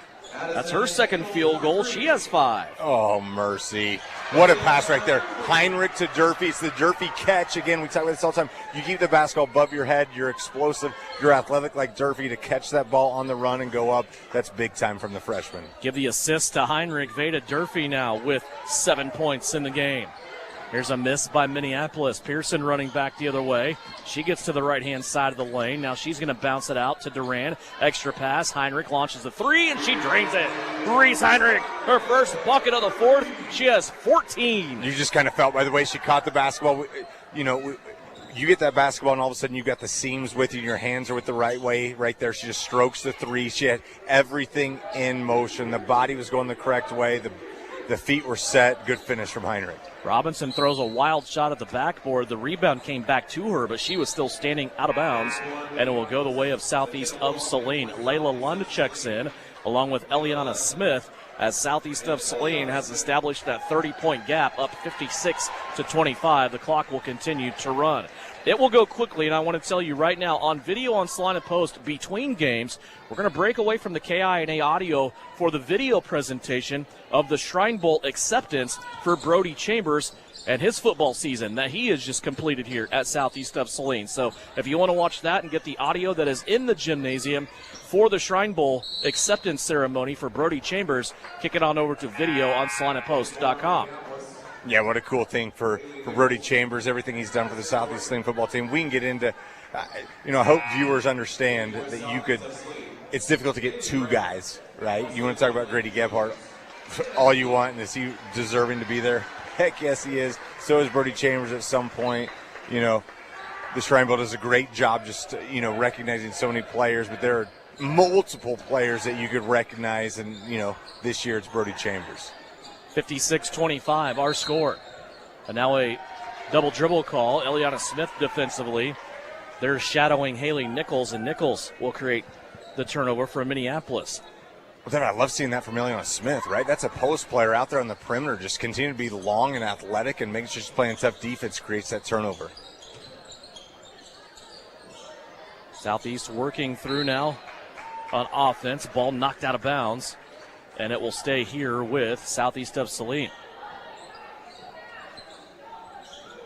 Hannah Teal out there as well. Durfee gets it down in the low block, turns to score, and she is fouled, and will go to the free throw line.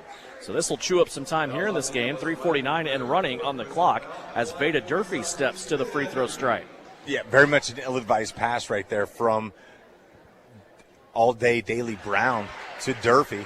And Durfee just somehow figures out a way to get the basketball through a lot of traffic. She hits her first free throw, goes up strong, absorbs the contact, hit on the arm. But that's something, as this game progresses from Durfee, you want to see her go up with that left hand so she can protect. That right hand is just, it's too exposed for the defense to get a hand on the ball. Veda made the first, missed the second, but a rebound by Eliana Smith up above the crowd. So they'll keep it here. Durfee 2 of 4 from the free throw line in this game. Teal with it, now to Lund on the right wing.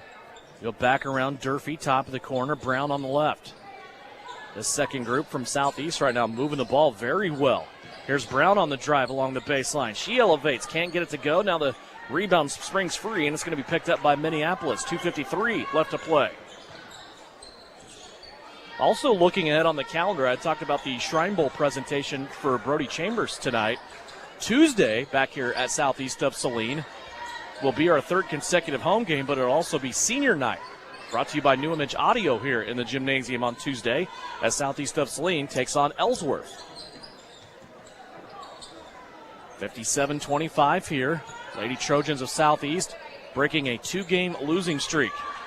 And I say that because it doesn't happen. No, it never does. And I was too sick to my stomach to even go back and look, and I didn't want to ask my wife, my love, with this Valentine's Day Eve. As you see right there, I didn't want to talk to her about it, so I just stayed safe in my house and didn't talk to her about 2 losses. You see another ill-advised pass. We talked about the first one from Brown to Durfee. That one's Durfee to Brown to secure the basketball. But, yeah, it just doesn't happen. And, again, it's not a bad thing. You played 2 good teams. They were just hot. They had things going. Things are still all right for Southeast. Yeah, they've rebounded in a big way here against a Minneapolis team playing without their leading scorer in Bailey Randall Hurt. She was unavailable tonight.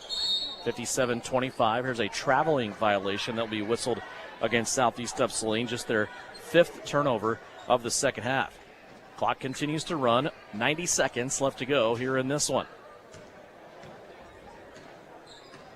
And let's get 90 seconds through this game without any more bloody noses. My nose is fine. I'm a notorious bloody nose guy this time of the year. I don't know how you are, but I saw Coach Holmes bring the med kit back. She's taking care of Kaya Samoson's nose. There's a lot of noses being bloody right now. Here's a shot by Minneapolis, no good. Durfee's going to rebound it. She'll push it up the floor. Long pass to Eliana Smith. Ellie plays it back out. Now they go to Layla Lund. Back inside, Smith. Turnaround shot, short, no good. Might have gotten deflected a bit, and Minneapolis will pick it up. Here come the Lions back, running the other way. 57-25. Southeast of Saline looking to move on to their 14th win of the season at 14-5 after this one wraps up. Another miss by Minneapolis. Here's Durfee for 3. That one's too strong, no good. Brown trying to keep it in bounds, and it will go out of bounds in the far corner. And Annika Barnaby will check in as the clock continues to run. And that's a part of the game. Even though, we've seen Durfee now take 2 threes tonight. She's missed them both. That's something that she has in her game that she can do. We've seen them both rush. That one's a little bit more rushed than the first one we saw in the first half. But that's something that Veda Durfee can do. She can stretch you. Just as a freshman post player, she can do a lot of things. There's a 3 by Miley McClure, her first field goal of the night, and it comes right before the final buzzer as Southeast of Saline will get the victory, 57-28. A big rebound night for Southeast of Saline. They move to 14-5 now on the season, while Minneapolis will drop to 8-10. The Lions now have lost 4 in a row and 5 of their last 6. 57-28, the victory for Southeast of Saline. When we come back on Postgame, we'll go over final scoring for you. We'll also have a Vernon Jewelers Gym of the Game. It's all coming up after this final timeout. After a Lady Trojan victory, Southeast wins it over Minneapolis 57-28 right here on KINA. Winter travel can be treacherous if your tires are worn out. Stay safe with an inspection at Commercial Tire Company. Cold weather also drops the inflation in your tires. Get them checked today to avoid losing grip or damaging your tires. Commercial Tire will help keep you safe. For repairs that aren't tire related, our automotive and diesel mechanics will fix it right the first time. Commercial Tire Centers, West Crawford and North 9th, Salina. Commercial Tire Centers, where service is everything. February is the month of love, and at Vernon Jewelers in Salina, we've been hoping. An all-star game that is much more than just a game. This select fraternity of all-stars has helped raise nearly $4 million for Shriners Children's Hospital while playing the game they love for the kids. Tonight we have the Shriners from the Isis Shrine, here to extend an official invitation to Bernie Chambers.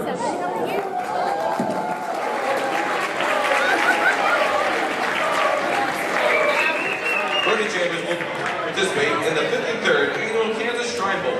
The 2026 Kansas Shrine Bowl will take place Saturday, June 27th at 7 p.m. in Emporia.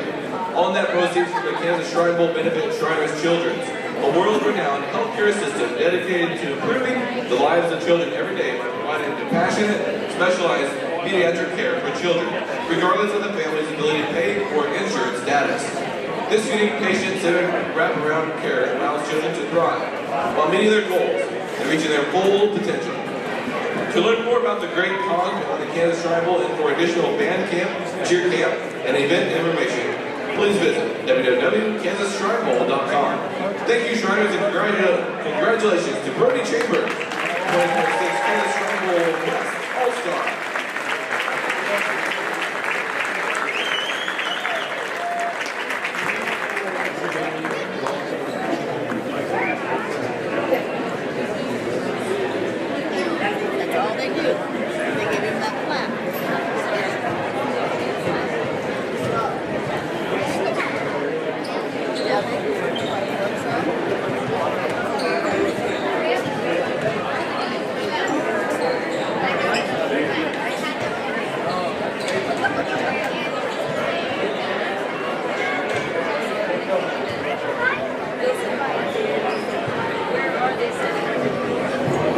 Saline has 4 girls qualified for the wrestling at Waukene: Mackenzie Tiller, Carly Zerflew. In the finals is Annabelle Soule and Bella Owens.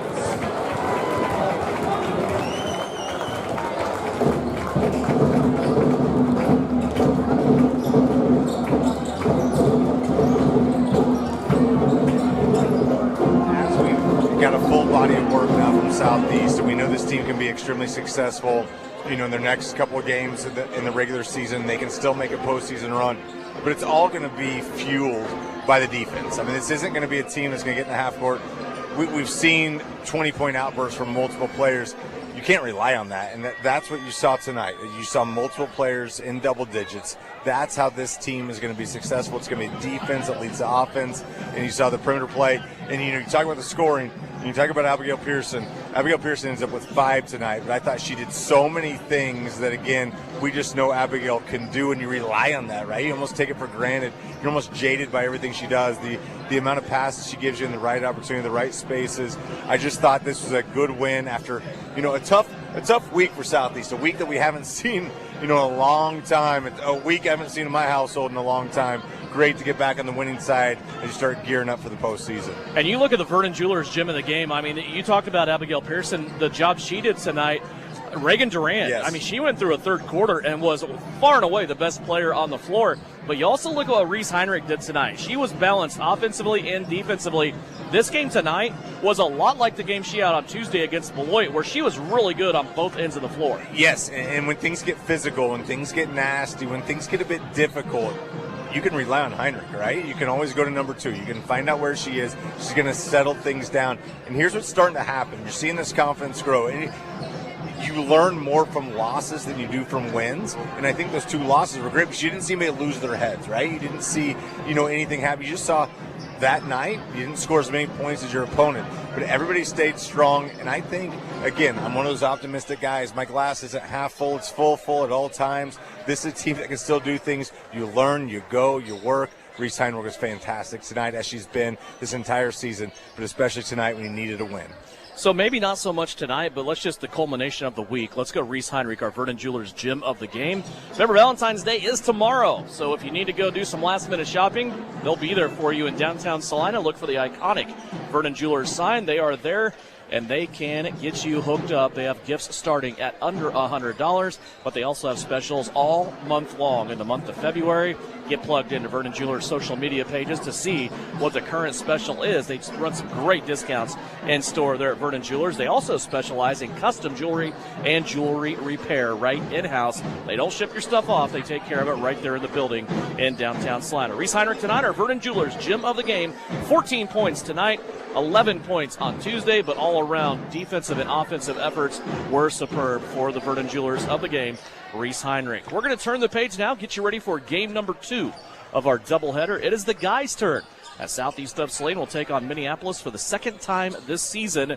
We are about 12 minutes away from tip-off and starting lineups. We'll step away and revisit a conversation we had with Southeast of Saline head coach Francis Flax. It's coming up after this as we get you ready for game number 2 of our doubleheader here on KINA. Are you looking to upgrade your home with high-quality flooring and appliances? Look no further than Salina Appliance and Flooring. We're your one-stop shop for all your home improvement needs. We offer a wide selection of flooring and appliance options. Visit our showroom today located at 740 North 9th or our website at salinaappliance.com. The Appliance Center, your local, trustworthy, and family-owned appliance dealer, providing sales, service, and parts for Salina and the surrounding area since 1980. The Appliance Center, just north of Ace Hardware on Broadway in the red and white building. Stop in today and experience the Appliance Center difference. Lily Pad Septic. Oh, hi. I've got a big night planned for Valentine's Day. Candles, dinner, string quartet, and I'm proposing. Aw, that's amazing. Yeah, unless this septic smell ruins it. There's a funk in the yard. Ugh, you're right to call. Cole. I'm on it, Callie. The freakishly fast rock. Hello, sir. Love is in the air, but so is sulfur. I was going to pop the question on Valentine's Day. She'd remember it, but just not for the right reasons. I'll jump in and see what's going on. Cole asked me out for the first time on Valentine's Day. Well, I hope my proposal goes as well as Cole's did. Your tank's full, sir, and your drain field's squishy. She deserves a sparkling ring and a clean tank. I've got to tell Callie. Come home safe, Flush. If you need a flush in a rush, call Lily Pad Septic. Lily Pad Septic. Thank you both. Wish me luck. Callie, give me a kiss. So you can turn back into Cole? Nope, because I love you. Winter travel.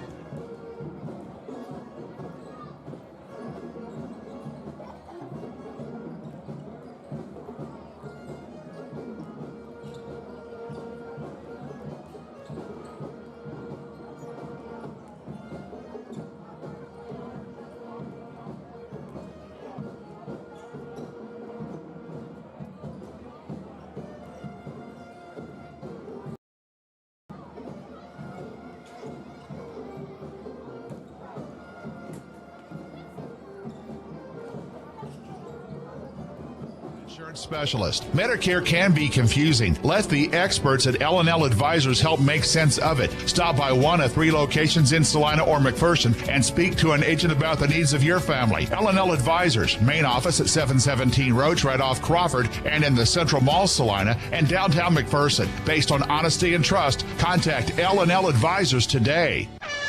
And the second free throw is good. The Trojans have called timeout to make some important decisions. Hi, fans. It's Winnell Garrettson from Salina Homes. In every game, there are lots of options to make the right play. And in real estate, the plays can be challenging. Whether you're a first-time buyer, upsizing for the family, investing in rentals or commercial property, or selling land, I have the knowledge to help you win your real estate game. It's sure to be a slam dunk when I serve as your realtor. Buy or sell, call Winnell. This is Trojan Basketball on KINA. 30-15 here at halftime. Back with the Knauf Auto and Truck Accessories halftime report. Right now, leading scorer for Southeast of Saline, Reese Heinrich with 9 as we hit the locker room at halftime. Coach Flax getting ready to join us here in just a moment as we will talk Southeast of Saline guys basketball as they came off of a loss Tuesday to the Beloit Trojans. They will take on Minneapolis here tonight as we will get ready for the rematch of that contest. Southeast of Saline took the first meeting in Minneapolis against the Lions.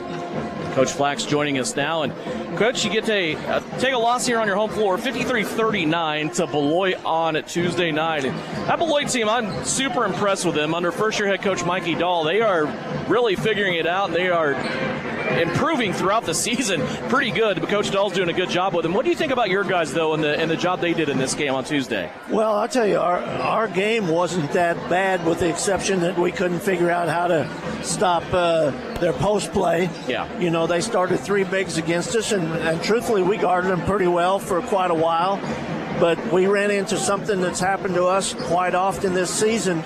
About 3:50 mark of the second quarter, we couldn't hit a shot again.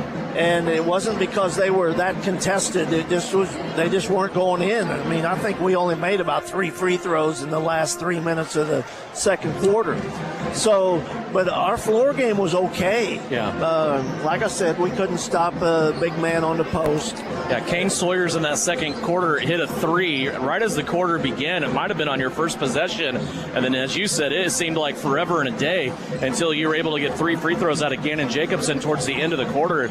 And that was it. You were tied at the end of the first quarter. And as you mentioned, Brody Litton inside was really good. I know that he has proclaimed himself as a football player at the next level, but I think any basketball coach would give something up to have him on the floor. Well, he's a load, I'll tell you. Yeah. And, you know, you're always a better coach the next day. I think the problem with switching up on him or double teaming him is they've got those shooters in the corner. And, you know, so what are you going to do? You're going to let him try to bully his way to the basket, or are you going to let him catch it and throw it to the corner and let him hit a 3? So it was kind of a we were just kind of in a no-win situation. But that being said, we did a great job of taking away their 3-ball during that game. Yeah. Yeah, you really did. The half-court defense was pretty good outside of just that post area there. You have Minneapolis now coming in tonight. It's the second time you have been able to play Minneapolis. You got a victory at their place back on January 9th. And Minneapolis is always kind of a challenge in their own way, aren't they? The Owen Just, he does a good job from the guard spot, as you have told me before, and it rings to be true throughout however long he's been in high school. It seems like forever, but they run everything through Owen Just, and it's just, he is one of those guys you have to look out for, don't you? Yeah, you have to be aware of him all the time, and I tell you where he got us down at their place was as soon as he would shoot the basketball, he was gone and in for the offense, his own missed shot, and then putting them back in. And he hurt us that way. But you're right, everything goes through Just. But on film lately, they've been doing a lot more with their post play. And so it's going to be a challenge. I mean, nothing's going to be easy for us. Yeah, they have an athletic presence inside with Kingston Darnay. And as you said, this Minneapolis team, they've been playing much better basketball as of late. They've won 3 of their last 4. They also have 2 league wins over Lions, which I think we both respect the Lions and the job they're doing this year. So Minneapolis playing much better basketball. Yeah, they are. They're playing a lot better than they were early. And, they've got a similar problem to us, and that's depth. They don't have a lot of depth. So I hope the officials let the players play tonight and don't blow every whistle. And, I think most of the time that's to our advantage.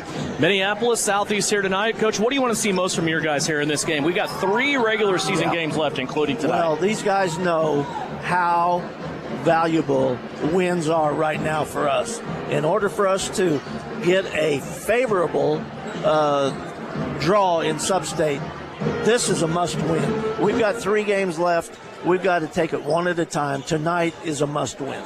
Best of luck to you. We'll talk to you after the game. Thank you. Francis Flax, he's the head coach of Southeast of Saline's Trojans. His guys tonight in the second game of our doubleheader will be taking on the Minneapolis Lions. Hi, this is Angela Gephardt from the Bank of Tuscan, and I'm still cheering on SES Trojans. Just like a great basketball team, we're here to assist, pass, and score big with you with our lineup of winning banking products. Whether you're looking to save with our traditional high-yield savings account, earn with Kasasa-free checkings, or secure your future with competitive loan options, we've got the tools to help you slam dunk your financial goals. Stop by one of our branches or visit Bank of Tuscan to learn more. The Bank of Tuscan, member FDIC. At Maury Clinic Sports Medicine, we are available when you need us most. I'm Dr. Andrew Westbrook, and I am the sports medicine physician at Maury Clinic. I see patients of all ages and help them come back stronger than ever. From broken bones to joint pain, my team and I are committed to help you do more. For those with sports injuries, come see us at our sports medicine walk-in clinic Monday and Thursday mornings from 8 to 9 a.m. Prevent, recover, and strengthen so you can perform your best. Maury Clinic Sports Medicine. Make your move with confidence. Frisbee Construction is a service organization for the commercial grain industry dedicated to giving you the best in planning, the best in quality, and the best of workmanship, and overall the best value for your dollar since 1949. Frisbee Construction specializes in new construction as well as remodel and repair of grain handling facilities throughout the Midwest. Frisbee Construction Company in Gypsum has emergency crews available as needed. For more information, go to frisbeeinc.com. When the time comes to honor a life, Hire Scott Mortuary in Salina is here with care, compassion, and guidance every step of the way. Celebrate memories, cherish family, and find comfort in tradition. Hire Scott Mortuary, celebrating life, embracing legacy. During the winter months, we all rack up a lot of miles, especially following the SES basketball and wrestling teams. Isaacson Truckline is a proud supporter of the Southeast Trojans and wants to remind everyone to be safe on the roads this season. For local and long-haul service of freight and livestock, call Isaacson Truckline. Lily Pad Septic. Oh, hi. I've got a big night planned for Valentine's Day. Candles, dinner, string quartet, and I'm proposing. Aw, that's amazing. Yeah, unless this septic smell ruins it. There's a funk in the yard. Ugh, you're right to call. Cole. I'm on it, Callie. The freakishly fast frog. Hello, sir. Love is in the air, but so is sulfur. I was going to pop the question on Valentine's Day. She'd remember it, but just not for the right reasons. I'll jump in and see what's going on. Call us ask me out for the first time on Valentine's Day. Well, I hope my proposal goes as well as Cole's did. Your tank's full, sir, and your drain field's squishy. She deserves a sparkling ring and a clean tank. I've got to tell Callie. Come home safe, Flush. If you need a flush in a rush, call Lily Pad Septic. LilyPadSeptic.com. Thank you both. Wish me luck. Callie, give me a kiss. So you can turn back into Cole? Nope, because I love you. Mary Maids in Salina offers house cleaning services you can see and feel. Your home is more than just a house. It's where memories are made and moments are cherished. Though life can be complicated, house cleaning shouldn't be. Mary Maids strives to take the stress out of your day so you can live your life your way. With more than 40 years experience and an advanced time-tested cleaning process, they can help you reclaim time with your loved ones. Find Mary Maids on Facebook or check out their website at marymaids.com. You're listening to Southeast of Saline basketball on KINA. Welcome back to Southeast of Saline High School. Time now for game number 2 of our doubleheader. Southeast of Saline girls have already notched a victory tonight. Now we'll see a good game here between the guys of Southeast, the Trojans, and the Minneapolis Lions. Let's go over starting lineups. First for the visiting Lions. This is a team that comes in. They are 5-12, but they have won 3 of their last 4 games, including coming off of a win against Ellsworth on Tuesday, 45-38. They'll start Grant Rice, a 6'1 senior, 4 points, 3 rebounds a game. Also Owen Just, a 6 senior. He's the leading scorer, leading rebounder, and gets the most assists on the team. 15 points a game, 6 rebounds, and 2 assists. Also, Tanner Norris, a 6'1 senior, 8 points, 4 rebounds a game. Max Helgett, a 5'11 junior, 3 points per game. And Kingston Darnay, a 6 junior, 6 points and 6.5 rebounds per contest. Trent Brubaker is the first-year head coach for Minneapolis. Francis Flax leads the Southeast of Saline Trojans. They'll start Gannon Jacobson, a 6'1 senior, coming off his first double-digit scoring game of the season. Kane Sawyer is a 6'2 sophomore, 3 points, 4 rebounds a game. Isaiah Kerr, a 6 senior, 4 points, 4 rebounds a game. Tiernan Potacic's a leading scorer and a leading assist getter on the team. 15.5 points a game, 3.5 rebounds, 3.5 assists. Adam Teal is the leading rebounder on the team, 12 points and 8 rebounds per contest. Kevin Lilly, your turn now for the new Image Audio. Keys to success tonight for the Trojans to sweep the Lions this season. Well, I mean, I think it all starts with Owen Just, right? For us defensively, we've got to be able to, one, limit his shots, and he's such a great shooter, and he's just a great basketball player, you know, but it's that second wave of can you keep him off of, you know, those offensive rebounds, you know, after he shoots and follows his shots. And for us offensively, I think it, you know, with Gannon being back, you know, I think the ball needs that our action needs to start with Isaiah. I think we've got to force these guys to chase Tiernan and Gannon and Hendricks and chase those guys and even Teal to open up that inside game to where we can really be successful inside out against this club. Southeast in their home whites trimmed in purple and gray. Minneapolis in their road reds trimmed in white and blue. In the center circle, it will be Darnay and Teal to tip it up, and Teal will knock it into the backcourt where it's picked up by Gannon Jacobson. Trojans will start out here on offense. Jacobson was not playing this season when these two first teams squared off in Minneapolis back on January 9th. That was a 7-point win for Southeast of Saline. They won it 52-45. Sawyer's with the ball, goes left to Potacic. He tried to bounce it in low to Jacobson. Jacobson couldn't handle it, and it's a turnover for SES. But right there, our spacing just isn't very good either, and then we don't get back on defense, and we give up an easy 2 to Owen Just. First shot of the game, up and good. There by Minneapolis. 2-0 Lions. Southeast has it now on their offensive end. Here's Teal with a head and shoulder fake. One dribble into the free throw line. Flat jumper comes off the rim, and it will be rebounded by Minneapolis. Here comes Owen Just with it, middle of the floor. He'll float to the right now and clear out Grant Rice on the right wing. He'll swing it back through Tanner Norris. Norris ran into Owen Just that time, but the two continue to hold the basketball here. Bounce pass in, low short corner to the right to Darnay. Now a cutter and a shot that is up and good. And a basket and a foul taken there by Grant Rice. Rice has scored the first 2 baskets of this game, and he'll have a chance to go to the free throw line and make it a 3-point play. Foul on Jacobson is the first foul of the night.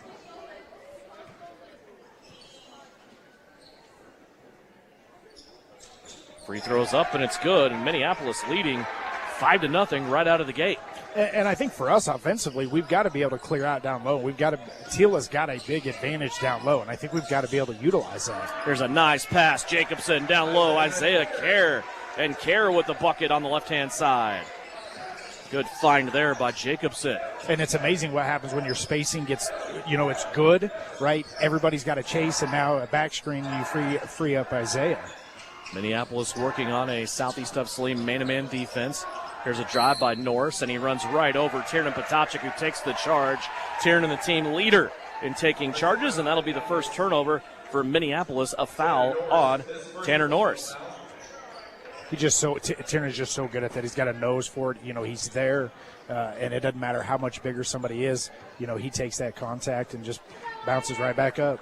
5-2 Minneapolis. Southeast of Saline with the basketball back here. Kerr unloads it off to the right-hand side. Jacobson. Gannon wants to drive to the bucket. Darnay there to meet him. Partially blocked it and then takes it away. Here comes Minneapolis up the floor with a long pass. Kerr is back on defense. Doesn't matter, though. Grant Rice goes up and score. Rice has all 7 of the Minneapolis points so far. And the thing is it's a run out, but nobody but Isaiah gets back. So, we got to realize, the situation and who's leaking out. We've got to be able to get back. Skip pass over the top of everybody. Ends up Isaiah Kerr with 3. Right now it's Grant Rice 7, Isaiah Kerr 5. Those two have all the points so far in this game with 5:26 left to go, first quarter.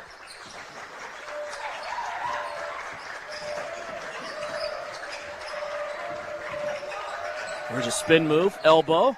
Shot up by Owen Just. That's no good.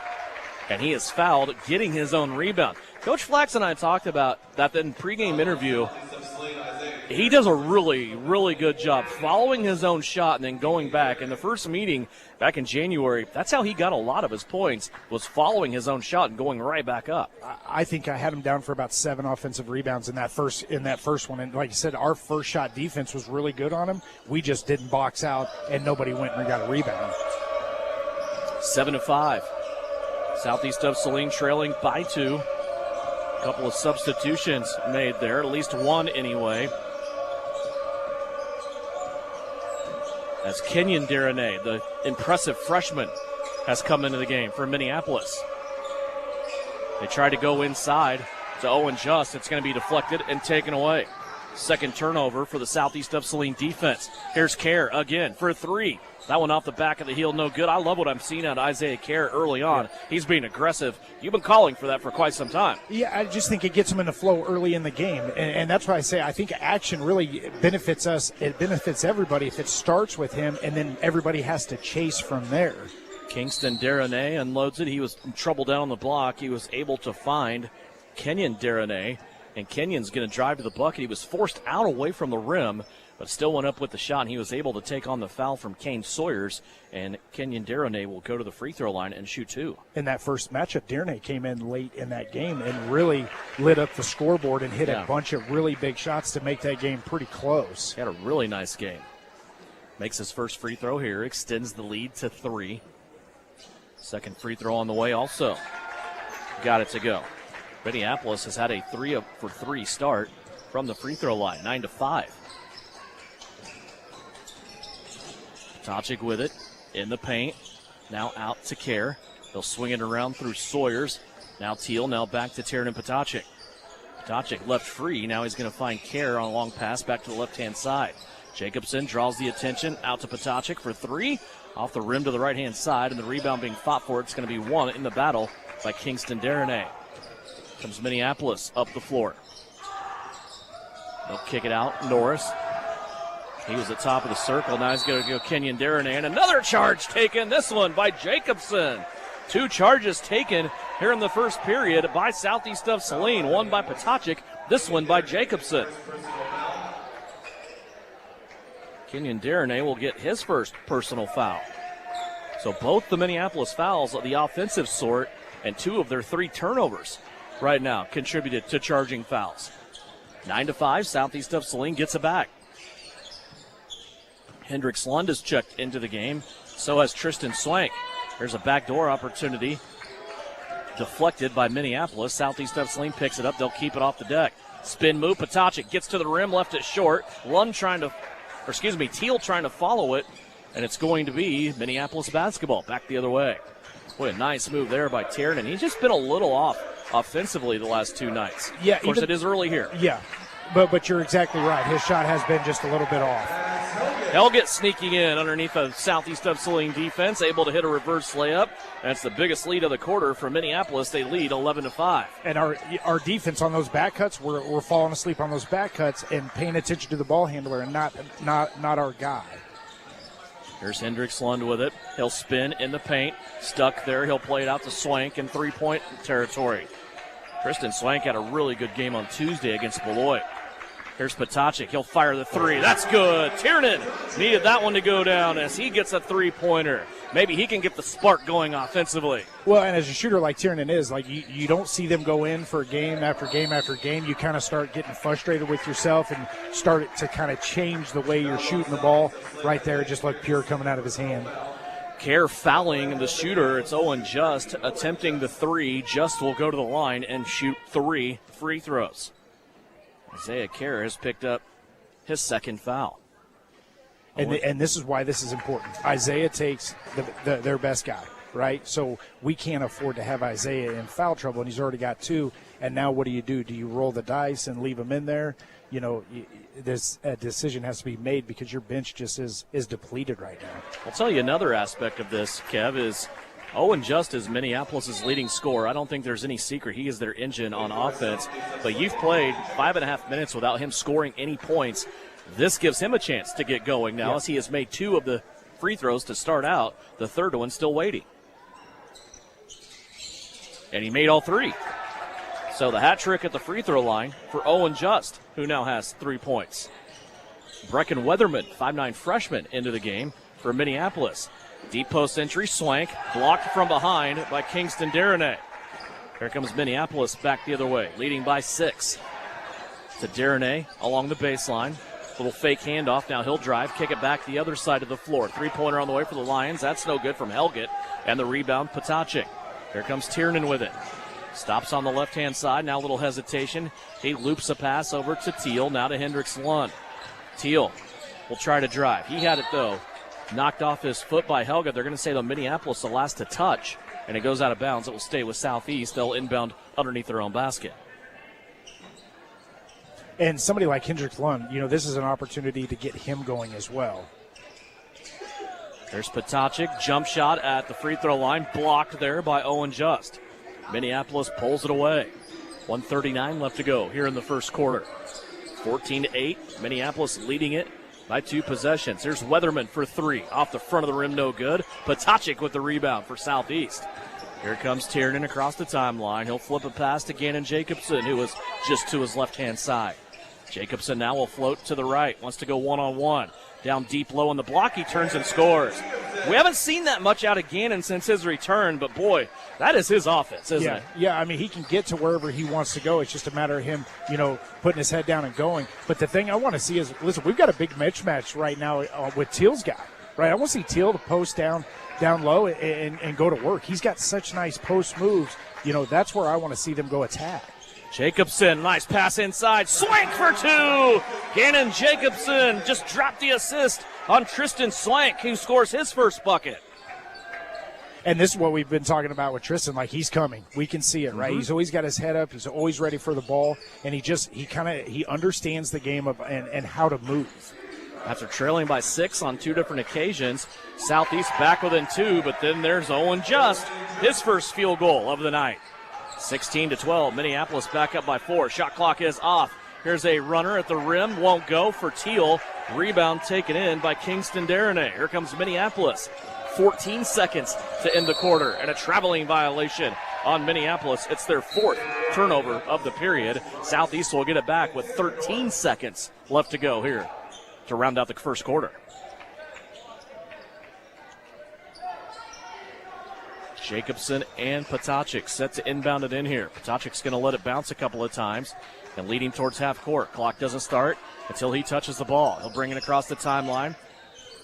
Now to Hendricks Lund. Potacek gets it back. Spin move in traffic, and they're going to say he traveled with it. Second turnover for Southeast of Saline. Minneapolis now has it back. Kenyon Deronay. Jacobson in his face. He'll launch the three, and he nails it. Kenyon Deronay with a 3-point bucket. Southeast got to within 2, but it's a 7-point Minneapolis advantage as we go to the second quarter. The radio broadcast on KINA, live stream video on SalinaPost.com, free of charge. Brought to you by the Shelter Insurance Agency of Cale Sharp. Minneapolis leads by 7 over Southeast of Saline. Second quarter coming up next. Life is loud, chaotic, hilarious, and occasionally peaceful. Your life fits you, so why settle for life insurance that fits someone else? At Shelter Insurance, our local agents help you design a personal protection plan backed by award-winning customer service. We're your shield. We're your shelter. Shelter Life Insurance Company, Columbia, Missouri. For a free personal protection review, contact Shelter Agent Cale Sharp in Salina.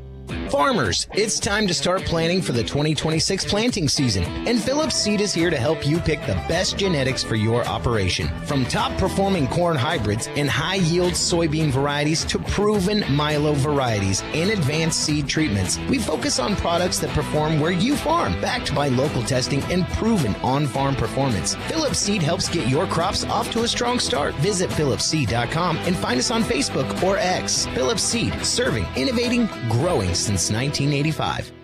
You're listening to Southeast Trojan Hoops on KINA. 19-12, Minneapolis leading Southeast of Saline to start second quarter action. Welcome back to SES. Devin Haney, Kevin Lilly with you. And boy, Kev, it happened there quickly in the last minute of that first quarter, right? Southeast down by 6. They get it back within 2. It was 14-12, and then all of a sudden, Minneapolis with the last 5 points of the first period. And then I start out with a three-pointer to start the second. It's a big Minneapolis run. Well, and that's the thing. That's the thing, Devin. We've talked about it all year. We go to sleep offensively. We don't run good offense, and we miss a few shots or we get a few turnovers. And then defensively, we don't defend.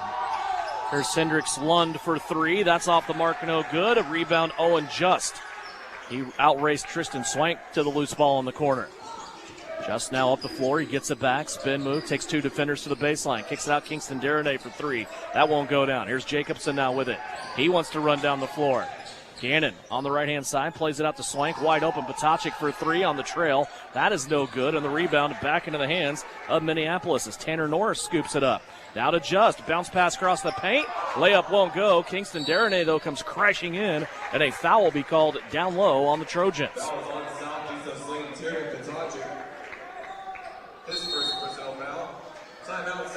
They're going to say the foul is on Tiernan Patochik. It is his first, and a timeout will be called here by Francis Flax on that Southeast of Saline bench. 22-12, our score. It's a 30-second timeout. We will keep it right here. Remind you, Southeast of Saline basketball is brought to you by Salina Fence Company. Also, Messenger Total Promotions, the Southeast of Saline Booster Club, and the Farmers Insurance Kniper Agency. 14-12, that was the score. Southeast of Saline got it within 2. Since then, Minneapolis has gone on an 8-0 run to make it 22-12. It's a 10-point lead. If you missed it earlier tonight, Shauna Smith and her Lady Trojans cruised to a victory over Minneapolis. We will talk to Coach Smith at halftime of this game, and we'll recap the girls' game at the intermission of this contest. And I'll just go back to that shot from Tierney. That's not a bad shot, but there's just so many more things that I'd like to see that action, because you can always get that shot. You know, there's better action off of that, you know, to really, when you need a bucket, that's not the best shot. You know, they're on a run. You need to go down low to get a basket. Just with a spin move. Shot up from 14. That's no good. Fight for the rebound, and they're going to say dual possession. Arrow lights in the favor of Southeast of Saline, and the Trojans will get it back. Trailing by 10, Patochik, Kerr, Jacobson. Sawyer's back on the floor along with Adam Teal. Jacobson up top with it. He'll play it right to Patochik. Big bounce down inside to Teal, who scores and is fouled. Kingston Deronay looking at the official saying, who, me? As Adam Teal was able to flip it on off the window, and that play out of the timeout from Coach Flax worked to perfection. And that's kind of one of the things we've been talking about with Teal and some of the size advantage that we do have. We don't have an advantage very often, but if we have it, we have to be able to execute and go down low and get a bucket. Teal missed the free throw. Kingston Deronay gets the rebound for Minneapolis. Kingston, an active 6-foot junior, just kind of floats around and manages the lane, right? I mean, he is a boss inside. Here's an up and under move by Norris, and he got it off the rim, off the window, and in. Tanner Norris, his first bucket of the night. He becomes the 5th Minneapolis player to score. Back up by 10 are the Lions. You always look at a team like Minneapolis this time of year. There's a lob pass inside to Jacobson. He had the ball deflected as he was trying to shoot that time. Grant Rice got a piece of it, but to finish that thought, Minneapolis has a first-year head coach, right? They were kind of in limbo last year, unable to really get a coach, and then Ryan Mortimer was able to step up and coach them and carry the reins for a year, but then they find Trent Brubaker. Now you're into the season, right? You're coming in, you're 17 games in. You have 5 wins, but you look at their action here lately. As I said, they have won 3 of their last 4. They have 2 league wins over Lions, which I think we respect them as an opponent. They're a good team on the guys' side. And you almost wonder if they're starting to figure it out and figure out their new coach's system here, right? Yeah, and it's, if you're buying stock, you buy their stock right now, right? They're playing pretty well. They're starting to figure things out. And like you said, there's a timeline that it takes to get to know a coach, what his expectations are and all those types of things, and they're really starting to figure it out. Nice pass inside. Potacek to Sawyers. Sawyers missed the layup on the left-hand side. Minneapolis back the other way, now leading by 12. There's Kenyon Deronay on the baseline. Up and good. Boy, he's impressive. And the other thing that impresses me about Minneapolis is that even though Owen Just is the best player on the floor, all the action doesn't run through him. Other guys are getting involved, and the ball moves so well with him. That's the most impressive thing. And that's a change because it used to. Yeah, that's right. Everything ran through him. But and here's the other thing. There's been a couple of guys that have emerged for Minneapolis as well. So maybe it's one of those things where he's starting to trust his other guys that they can go get a bucket too. There's a traveling violation on Minneapolis. It's their first turnover of the second quarter, their 5th of the half. Jacobson and Sawyers will check out. Potacek, Lund, Teal, Kerr, Swank on the floor right now for Southeast. Lund with it on the right wing. We'll play it to Kerr back in the middle of the floor. It's Deronay, Deronay, Norris, and Helget on the floor for Minneapolis. We approach the halfway mark of the second quarter. 28-14, Minneapolis has Southeast doubled up. There's a shot from the left-hand wing. 3-point land, in and out by Kerr. Minneapolis has it. There has not been a lot of second-chance opportunities for Southeast to score. Minneapolis has done a really good job on the defensive boards. Yeah, but the other thing is offensively, when a shot goes up, we have 4 guys at the perimeter, and nobody is crashing the board. So that's a big difference, whereas Minneapolis, they're all crashing the boards, and they're getting second and third opportunities. Skip pass, a drive from the left-hand side is unanswered. Kerr has it now in transition off the rebound. They'll play it out to Potacek. Little hezzy move at the 3-point line. He'll go to the rim and draw the foul. Tiernan Potacek has 2 free throws coming up for him. 3:37 left to go here in the second quarter. Foul on Kenyon Deronay. It's his second. The only Minneapolis player with more than 1 right now. They've only accumulated 14 fouls in this first half so far. Potacek's first free throw off the rim to the right-hand side. No good. And the thing is it's that second quarter blues that we fell into the last game, right? Mm-hmm. We've only scored 2 points in 4.5 minutes, right? These are the things that sink us. Had 5 points in the entire second quarter against Beloit on Tuesday. Potacek missed both those free throws. 3.5 minutes left to play here in the second period as we work our way towards halftime. Minneapolis with the ball and the lead, 28-14. Rice with it. They'll bounce it down to the baseline. Short corner, Kingston Deronay. He tried to make his way to be able to get a pass to the opposite corner of the baseline, and that one's kicked out of bounds by Southeast. They'll stay here with the Lions.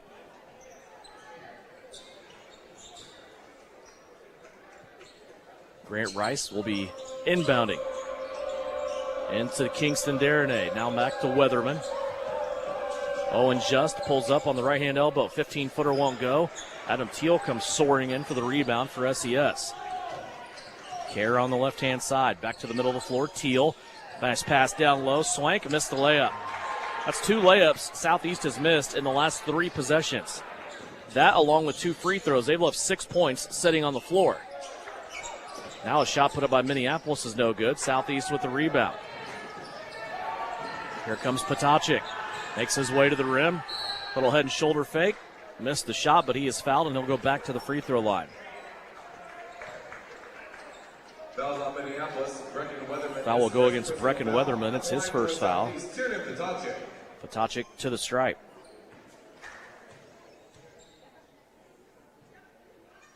First free throw is good. Jacobson will check back in. Swank will come out. 2:39 left to go here in the second.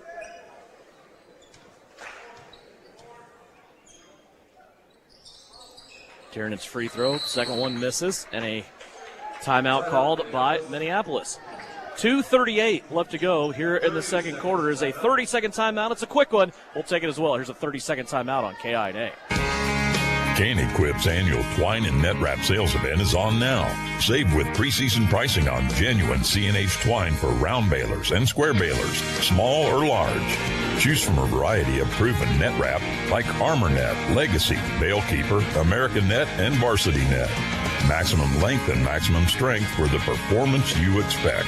See your parts professional for select rebates and ordering at Can-Equip in Solomon.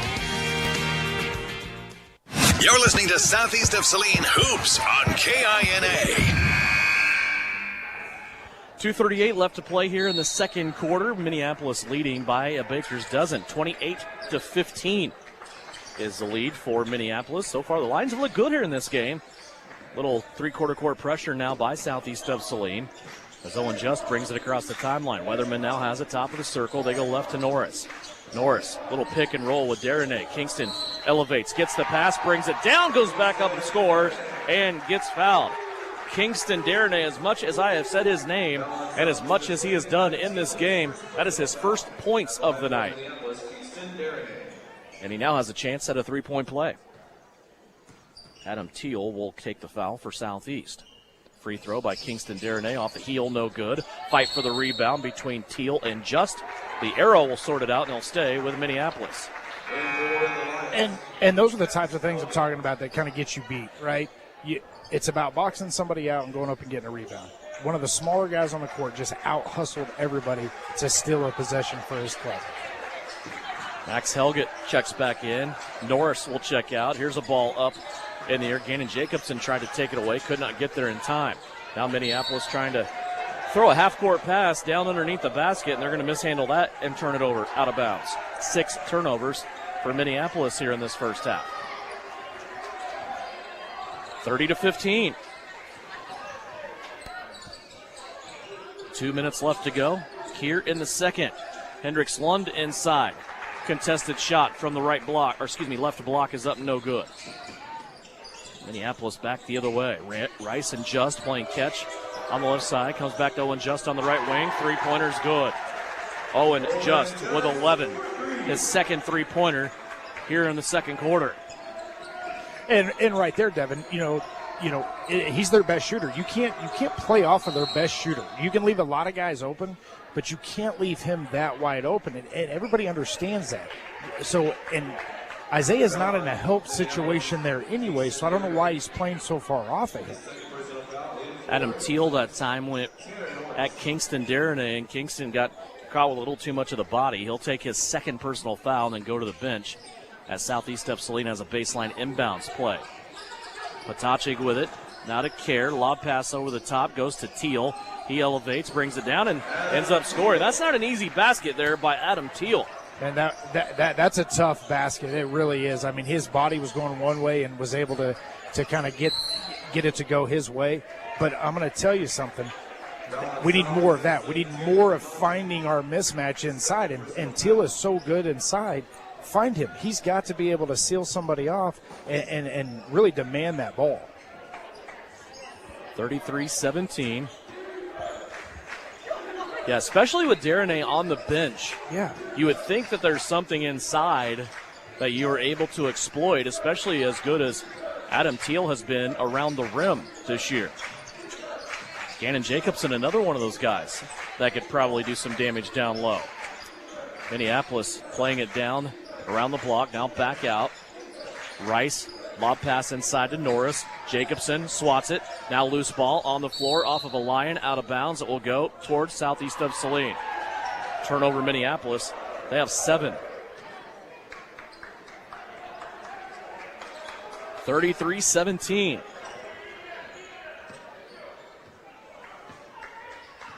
Southeast of Saline with it. Inside a minute left to play before halftime. Potacik on the left wing. Tried to drive by Owen Just, and Just pulled the old playground move, tried to reach around and get him in the back pocket, and a foul will be called on Owen Just. That's his first. So Tiernan Potacik will go to the free throw line as Minneapolis has exceeded the limit in fouls. Tiernan here in this quarter, 1 of 4 from the free throw line. Got the first one to go. Southeast with just 2 field goals here in the second period, both of them by Adam Teal. Second free throw on the way. Potacik didn't get that, but he got his own rebound. Missed the putback as he went soaring by on the left-hand side. Minneapolis now has the basketball. Potentially a 3-on-1 break. I don't know if it was on purpose or not, but that's a good foul by Hendricks Lund because they were going to give up a layup on the other end. Yep. So that's going to stop a fast break for Minneapolis. Hesitated to use the word intentional foul there. It was on purpose. Yep. If you can see the difference. We're going to give him the benefit of the doubt that that's exactly what he was doing. That's right. 35 seconds left to go. Not much of a difference, maybe 2.2 seconds between game clock and shot clock. Minneapolis can take it down here where there's not much left, but now a foul will be called on southeast of Saline. That will put the Lions at the free throw line. It'll be on Gannon Jacobson, and that is his second foul. So to the free throw line will go Tanner Norris. 4 points, all of them here in this second period.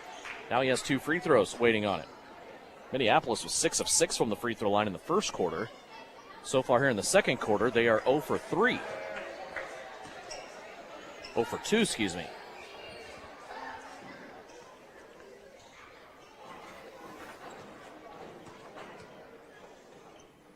Second attempt by Norris. Now they're 0 for 3.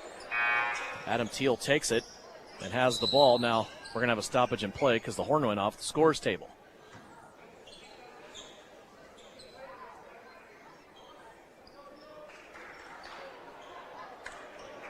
That's the hardest job here. Yeah. I mean, I don't know if you've ever been to an MAYB gym. They get I screamed have. at more. Spent many years in there. Yeah, they get screamed at more than anybody. My luck is I had a very large, intimidating firefighter. As a parent, I would put at the scores Yes. table. Here's Gannon Jacobson. When I was coaching, he was my guy to put there because people weren't arguing with him. They were yes, sir, no, sir. Yes. Gannon Jacobson got the 2. Here's a three-pointer. And Owen Just, why not? 3 threes in the second quarter. And Minneapolis with a big lead as they go to the locker room here, up 33-20. Leading by a baker's dozen, the Lions will go to the locker room with some momentum, and that'll bring us to our Knopf Auto and Truck Accessories halftime report.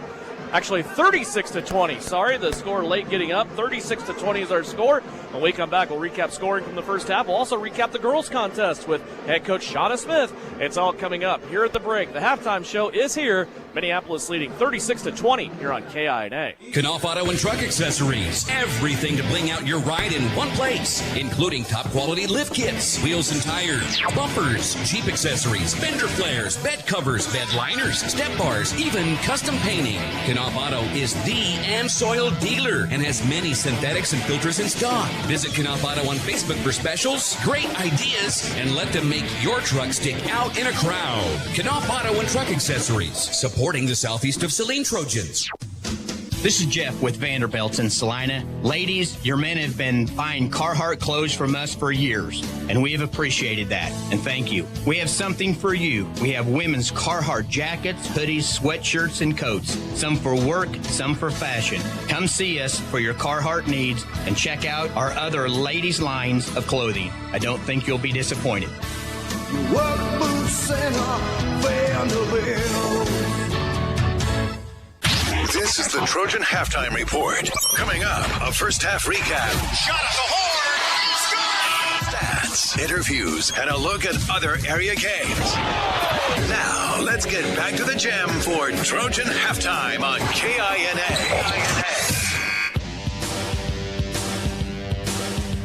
Back here at halftime on the Knopf Auto and Truck Accessories halftime report. Minneapolis leading 36-20. It's not their biggest lead of the first half. They led by 18 at one point, but they took in some momentum there. 3 threes by Owen Just in the second period alone. Southeast of Saline only able to manage 3 field goals in the second quarter, and it's a 16-point game here at the break. Time now to recap our ladies contest from earlier this evening with Southeast of Saline Lady Trojan head coach Shauna Smith. And boy, coach, a good rebound for your back-to-back losses here tonight against Minneapolis.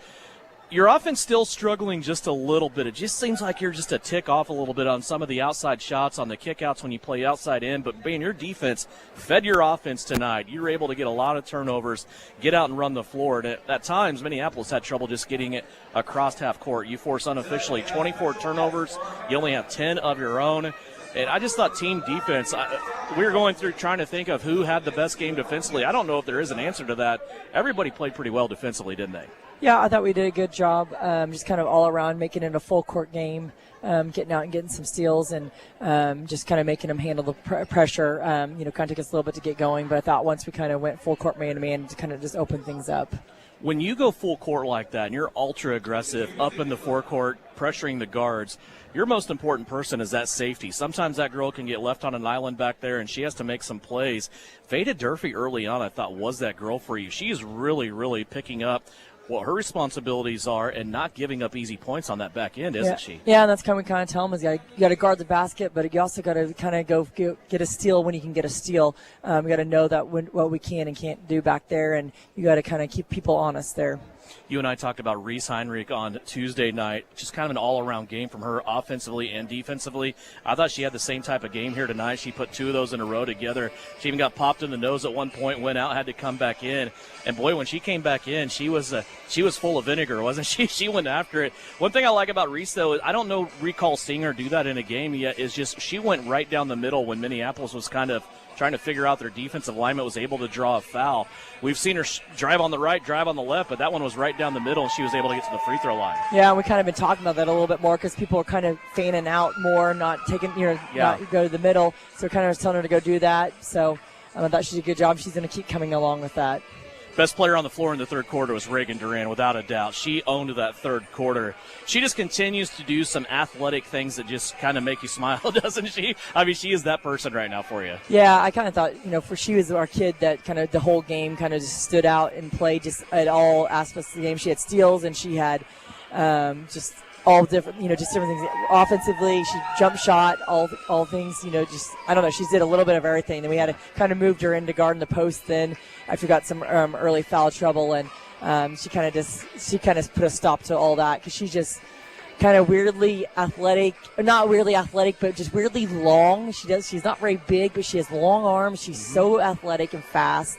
And so she's kind of started taking those things away and she jumps out of the gym. What else did you see that you liked in this game? Well, I actually, a couple times there we drove the baseline, then dropped it into somebody, and I like that. We kind of been talking about those things. We got to be able to see where that help side defense comes from. So I thought we did a better job with that. We just got to finish some plays. We did that, but kind of didn't quite finish them where we needed to. The game was called pretty close as far as foul-wise. I just felt like it was really hard to get a flow in the game. The fouls were real touch fouls. And so just the first half was kind of because there just wasn't very much flow at all. On your rotation, is it just kind of the way the game's going, or the situation I'm talking about, early on, Sutton gets 2 fouls almost right out of the gate. The first reaction for me would be to put Pearson down there, but you don't always do that. You talked about Reagan doing so well, and with Veda Durfee coming along, you still kind of leave Abba Pearson out there to bring the ball up the floor and manage the offense and do some things. Is that just a feel that you guys and your coaching staff have for the game as the way it's going that night? Or do you have a set decision of this is what we're doing in this situation? No, I think this night we got early foul trouble, but then we bring 2 postmen right off the bench there. So with Charlotte and Veda coming in there, so it's just easier to leave Abigail out in the guard spot. And this alleviates some confusion there, too. So it's one of those things that she's gotten to play a little bit more guard spot this year. Charlotte, you mentioned her. She's out on center floor right now for some kind of recognition. She has really gotten her timing down as far as blocks. She's not scared to go after a block anymore, but what I love often you see a kid get a block, it goes against the wall. You're really not doing anything for yourself. Charlotte's been able to get blocks and take them away, so she's creating turnovers at the same time. Yeah, and we've been talking to her all season long, even starting this summer about just go swat it. Fouls don't mean anything, and so she's starting to do that more and more and kind of figuring out that's kind of fun to block other kids' shots. It kind of gets people fired up. 57-28, you get the win here. Looking at the big picture now next week, you have 2 games. You have senior night here on Tuesday against Ellsworth. I think we know it. We talked about it after that game at Ellsworth. It's not going to be a 30-point game again, right? They're going to come in here and they're going to want to get retribution for what happened out in Ellsworth. Then you have a Lions team that's really scrappy. You go there on Friday. Right now, your goal is to go 2-0 next week, isn't it? And see kind of where you land in that sub-state, because we talked about it coming in. There were like 7 teams tonight with 5 or 6 losses. I know, and we can move way down, so we got to take care of our business, and then, we obviously can't do anything else but, take care of anybody else and what they're doing. But, yeah, Ellsworth, we know is going to be a big game for us, and that's actually what I said. We got to come in and focus on Monday because that game won't be the same kind of game because they're going to be out for blood on Tuesday night. But I think we'll be ready for them again. Have a great weekend. We will talk to you on Tuesday. All right, thank you. Shauna Smith, head coach of the Southeast of Saline ladies. They get a victory tonight, 57-28 over the Minneapolis Lions. We will take a 3-minute timeout. When we come back, we'll recap scoring from the first half. We'll get you all ready for third quarter action. Right now, Minneapolis leading big over Southeast of Saline in the boys game, 36-20. Here's a 3-minute timeout on KINA. Hi, this is Geraldine Diedrich, RN. If you are planning on having surgery, it is an important decision, and finding qualified care for surgical needs is essential. At Salina Surgical Hospital, our board-certified surgeons and specialized team provide professional warmth in an intimate, home-like recovery care area. Talk to your doctor about scheduling your next procedure with us. Your surgical experience is our specialty. Salina Surgical Hospital is partially owned by a group of local, community-involved physicians. Insurance is something we all need in our business, home, car, and life. But do you really understand what's covered? And most importantly, what you are paying for? Hi, this is Rob Carlson in the Salina office of Smart Insurance. Change is good, especially if you haven't looked at your insurance policy lately. I can help you understand what you need and where the gaps are in your coverage. We provide free quotes and take pride in looking out for you. Smart Insurance, with locations in Salina, Abilene, and Harrington. Give us a call today. At AJ Honey Farms, the honey is just the beginning. From raw honey and wax melts to happy bee balm and beekeeping gear, they've got everything buzzing with local flavor. Whether you're soothing a sore throat, starting your own hive, or gifting something sweet to a loved one, AJ Honey Farms brings the bees and the kind of sweetness only they can bottle. This is Alan from AJ Honey Farms right here at 901 North 9th Street in Salina, Kansas. We truly appreciate your continued support. Thank you for choosing local. Lily Pad Septic. Oh, hi. I've got a big night planned for Valentine's Day. Candles, dinner, string quartet, and I'm proposing. Aw, that's amazing. Yeah, unless this septic smell ruins it. There's a funk in the yard. Ugh, you're right to call. Cole. I'm on it, Callie. The freakishly fast rock. Hello, sir. Love is in the air, but so is sulfur. I was going to pop the question on Valentine's Day. She'd remember it, but just not for the right reasons. I'll jump in and see what's going on. Cole asked me out for the first time on Valentine's Day. Well, I hope my proposal goes as well as Cole's did. Your tank's full, sir, and your drain field's squishy. She deserves a sparkling ring and a clean tank. I've got to tell Callie. Come home safe, Flush. If you need a flush in a rush, call Lily Pad Septic. Lily Pad Septic. Thank you both. Wish me luck. Callie, give me a kiss. So you can turn back into Cole? Nope, because I love you. APAC Kansas Incorporated has been building the Heartland from the ground up for over a century. From the supply of aggregate materials, hot mix asphalt, and concrete to the construction of roads and bridges, we do it all. You've seen our trucks, and now we want to hire you. APAC in Salina is growing, and we are hiring for all positions. From truck drivers to mechanics, general laborers, and construction, APAC has your next career. For more details, visit the job links page at salinapost.com. Great pay and benefits, APAC is an equal opportunity employer. This is Trojan Basketball on KINA. Back here at Southeast of Saline, Devin Haney along with Kevin Lilly. Let's look at scoring for the first half, brought to you by the Bank of Teskit. For Southeast of Saline, Isaiah Kerr with 5. All of those in the first quarter. Tiernan Potacek with 5. 4 for Adam Teal, 4 for Gannon Jacobson, and 2 for Tristan Swank. For Minneapolis, Owen Just scored 9 points in the second quarter. He hit halftime with 14. Grant Rice with 7, 4 for Tanner Norris, 7 for Kenyon Darnay off the bench. Also 2 for Max Helgett, 2 for Kingston Darnay. Southeast of Saline, 2 of 7 from the free throw line. Minneapolis, 6 out of 9. As weird as it may sound, Southeast of Saline only committed 2 turnovers in that first half, while Minneapolis had 7. 36-20, our score here at halftime. Getting ready to start third quarter action. Southeast of Saline will have the basketball, and I'm not going to say it is a game breaker if you don't score here, Kevin, but boy, Southeast just needs points. Yeah, and I think the first 3 minutes is kind of key for this team, right? They really got to lock down defensively, and offensively they just got to run good sets, and they got to keep their spacing and really attack the mismatches. Here's a double screen set for Gannon Jacobson. He gets the ball top of the key.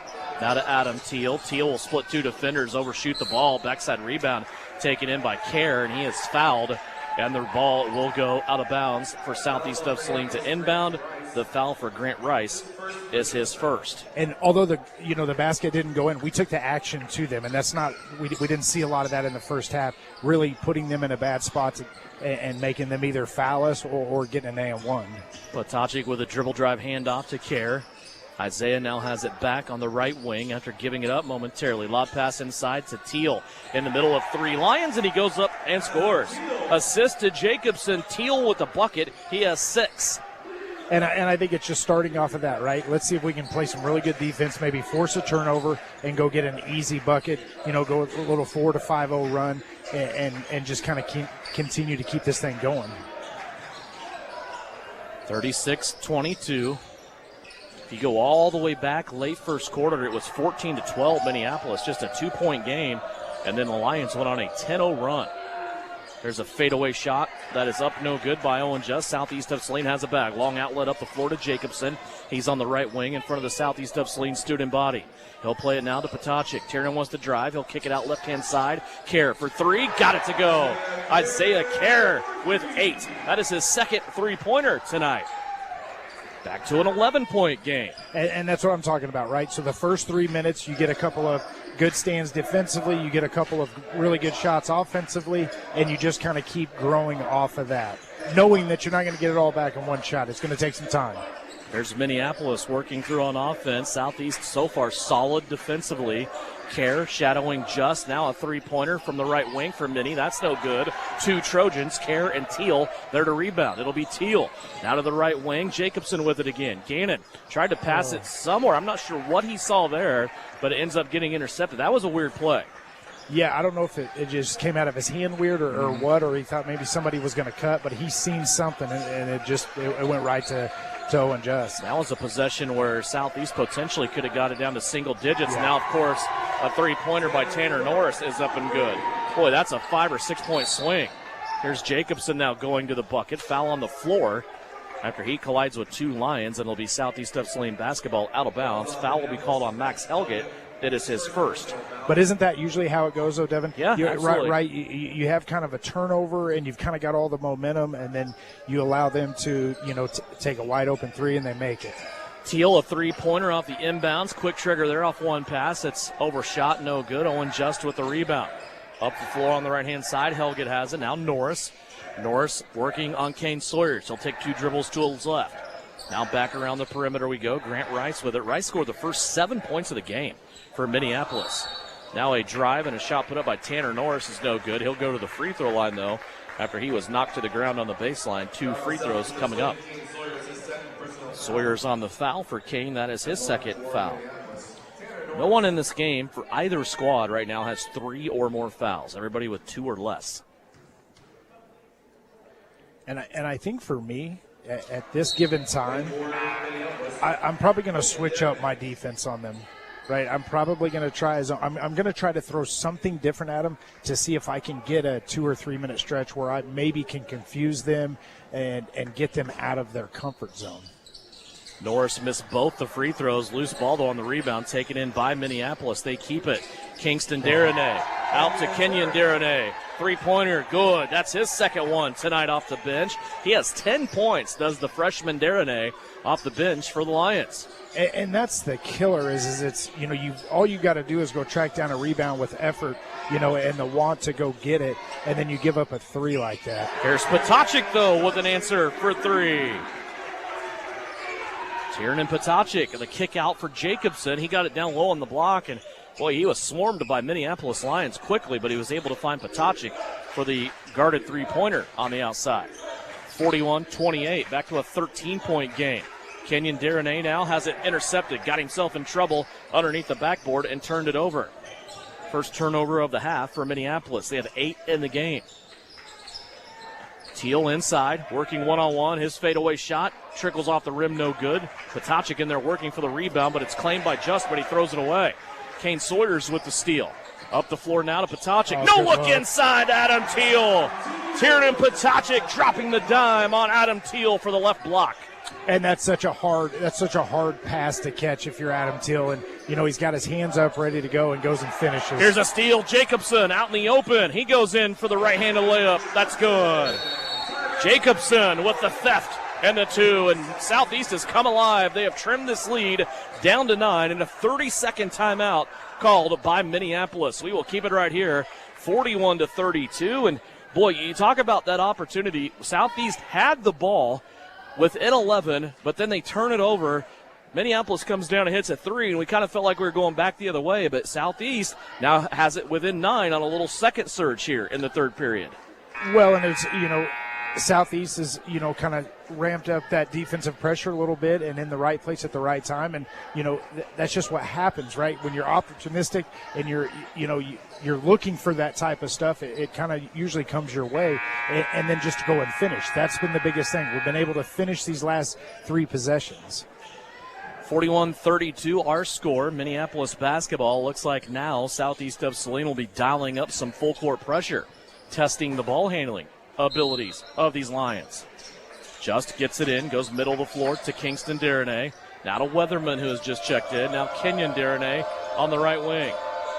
3:46 left to play here in the third. High post entry. Heel on the three-point line for Kingston Darnay out. Now for a three-pointer that is up. No good for Kenyon Darnay, and they're going to say he is fouled by Tiernan Potacek. So the second time tonight, the Southeast of Saline has fouled a Minneapolis three-point shooter, and Kenyon Darnay will go to the line to try to make all 3, just as his teammate Owen Just did in the first quarter. First free throw is good. 11 points so far for Kenyon Darnay, a freshman off the bench for Minneapolis. But, see, that's another thing that I'm talking about, Devin, is we're helping on that, trying to double down at the three-point line, and we leave him wide open, and now Tiernan's got to go try to recover when it's not Tiernan's guy. Mm-hmm. And so everybody is just out of sorts defensively when we're trying to double up top. Got 2 out of 3, and now a foul will be called on the rebound. I believe this will go on Kingston Darnay, and that is his third.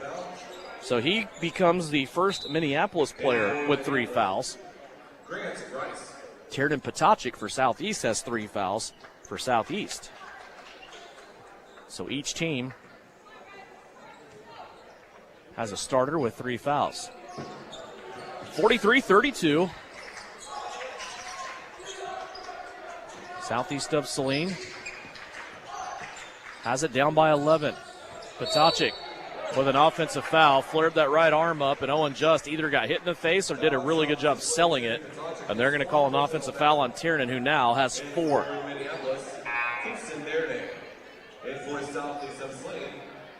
So Tiernan will have to come out. Gannon Jacobson will come in. And that's the second turnover of the half for Southeast.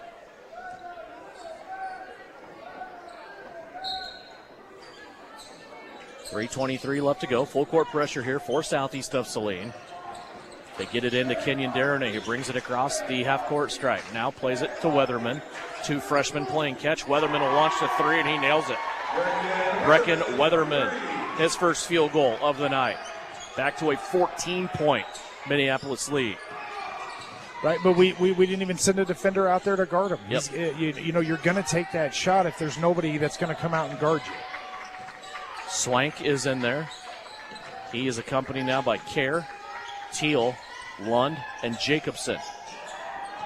2:45 left to go here in the third quarter. Hendricks Lund on the drive. He'll finish with the left hand. His first basket of the night. 46-34. Minneapolis has it back now, leading by a dozen. Kenyon Darnay up top. Jacobson gets tangled up with him. And now, I'm not sure, the official said inadvertent whistle.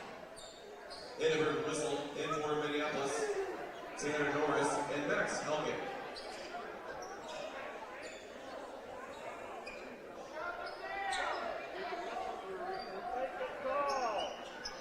So the official on the sideline is trying to get Minneapolis to come take the ball out. Finally, he gets Weatherman over there to do it.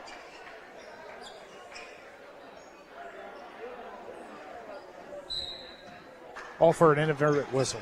Yep. That got confusing really, really quick. Well, nobody had possession of the ball when the whistle went off, so yeah. I'd at least like to see him go to the table and use the arrow on that one. It'd still be Minneapolis ball, but at least Southeast would get something out of it. Here's a three-pointer by Minneapolis and a three-pointer good by Max Helgen. They are spreading that three ball out tonight amongst their whole squad. Of course, Owen Just has the most, but they've had 5 different guys hit a three tonight. Jacobson down low, plays it to Lund. Started to the middle, drop steps back to the left, and rises up and scores. Hendricks Lund.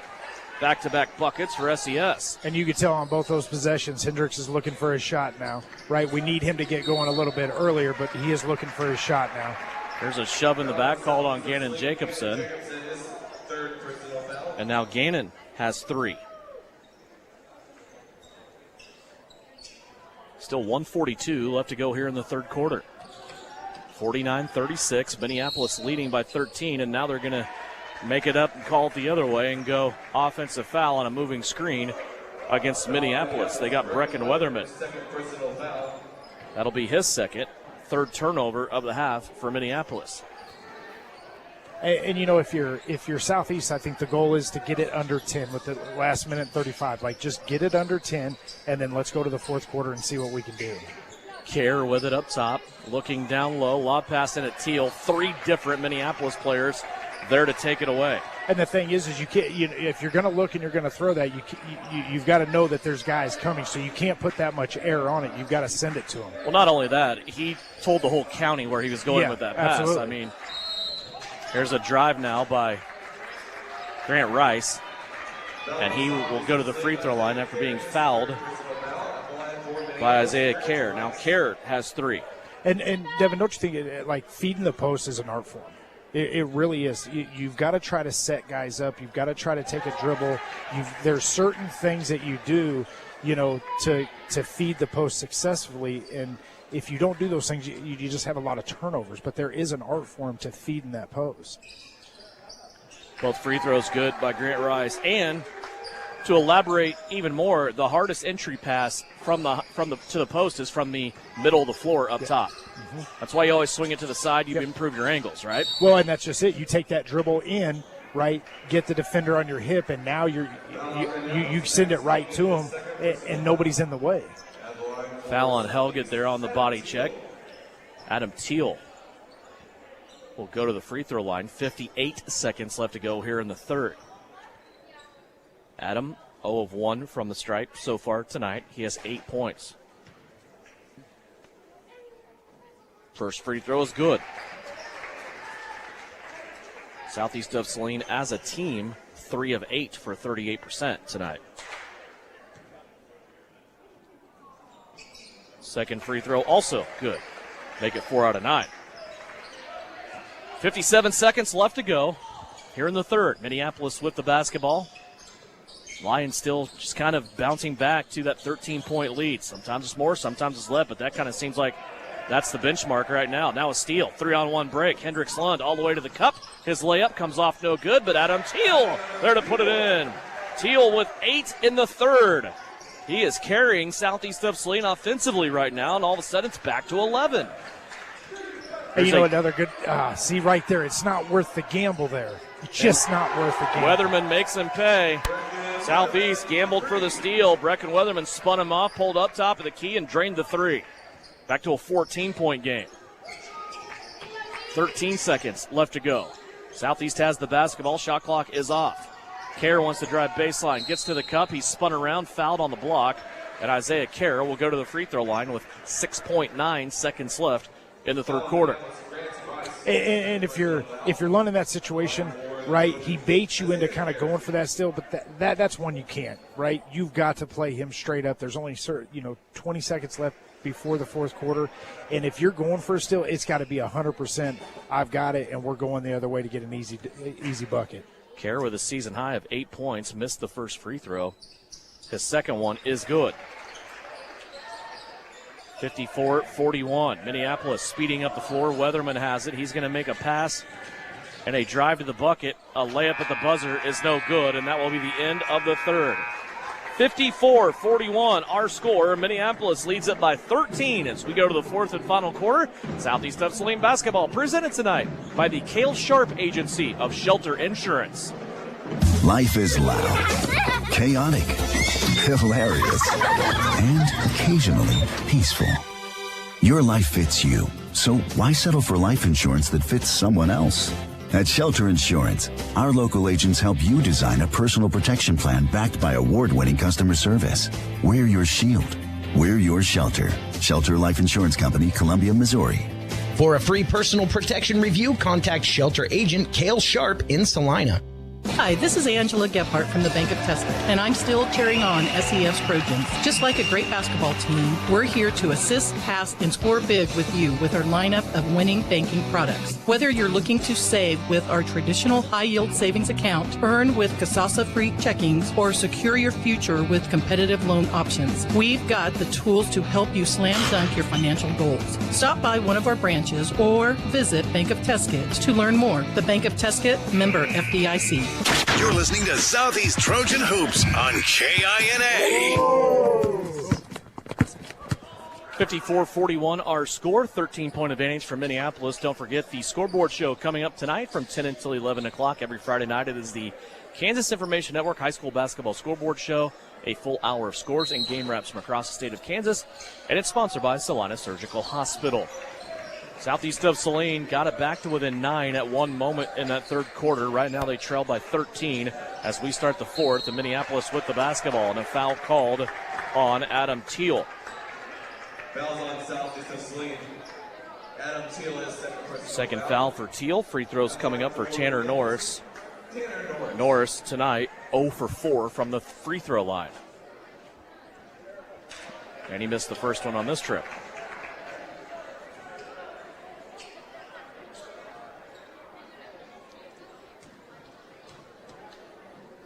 Second free throw on this trip on the way, and he missed them both, but Owen Just gets the rebound for Minneapolis. And it's so tough to ever steal momentum back on stuff like that when you can't get a rebound to really continue to start building something. Here comes Isaiah Kerr. Tristan Swank out in front, lead blocking. He's going to play it back out to Hendricks Lund for a three, and that's good. Hendricks Lund all of a sudden has come alive here in the second half. He has 7, and it's a 10-point game. And that's where I think, where Hendricks got to get in the game early and get things going early on. Here's a steal now by Southeast of Saline. Trailing by 10. Hendricks Lund wants it again. Three-pointer on the way. Hits the front of the rim, no good. Swank with the rebound. Tried to play it back out. Got fouled, no whistle. Minneapolis picks up the loose ball. Here come the Lions. Back the other way. Each team with 4 turnovers here in the second half. Norris with it, top of the circle, now goes right to Grant Rice. Now Just tries a spin move, and he's going to launch a 15-footer. That's a pretty move. Owen Just, his first basket of the second half, has 16. Southeast nearly coughed it up. Tristan Swank, though, gets it back, plays it back middle of the floor to half court to Gannon Jacobson.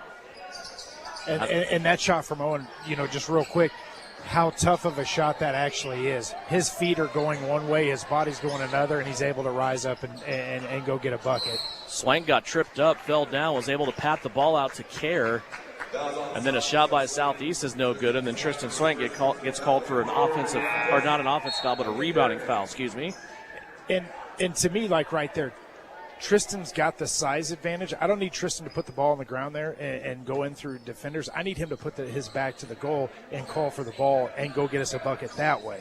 I feel so much more confident if he does that versus dribbling through traffic.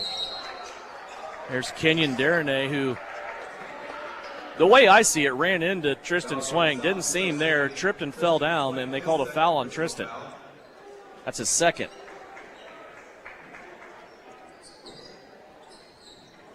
Non-shooting foul. Minneapolis will have it on the inbounds. Kingston Darnay then got tangled up with Adam Teal, and the foul will go on Adam Teal, his third. And we are picking up fouls at a rapid and an alarming rate right now. We are already at the limit, southeast of Saline is, and we haven't played 2 minutes of the fourth quarter yet. Ball on the floor, picked up by Teal. 3-on-1 break. Jacobson has it. Back to Teal. Down the middle of the lane, missed it. Tried to get his own rebound, or Kerr, tried to get his own rebound, and Minneapolis throws it away. 5 turnovers in the second half, 12 for the game on the Lions, and southeast of Saline will have it here on their offensive end. I mean, you get a bucket here, you get a 3 here or something like that. You got a 9-point game, and it's a doable thing, but we got to get rolling. Jacobson for 3, top of the key. Gannon Jacobson. He hit one on Tuesday against Beloit. That's his first one here tonight. He has 9. Down to a 9-point Minneapolis advantage. Kingston Darnay has it on the right-hand side. Back to the basket, trying to make a move on Tristan Swank. He does, but then Adam Teal comes over to help.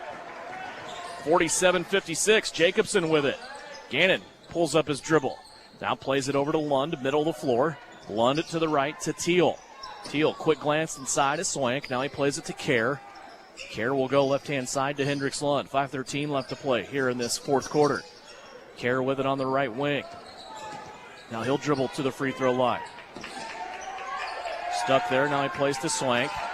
Tristan tried to dribble between 2 Minneapolis players, and the ball knocked out of bounds. And it will stay here with Southeast with 5 seconds on the shot clock.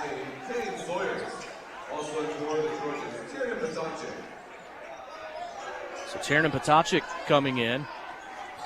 Also Sawyer's back in. Jacobson and Swank come out. 5 minutes left to play.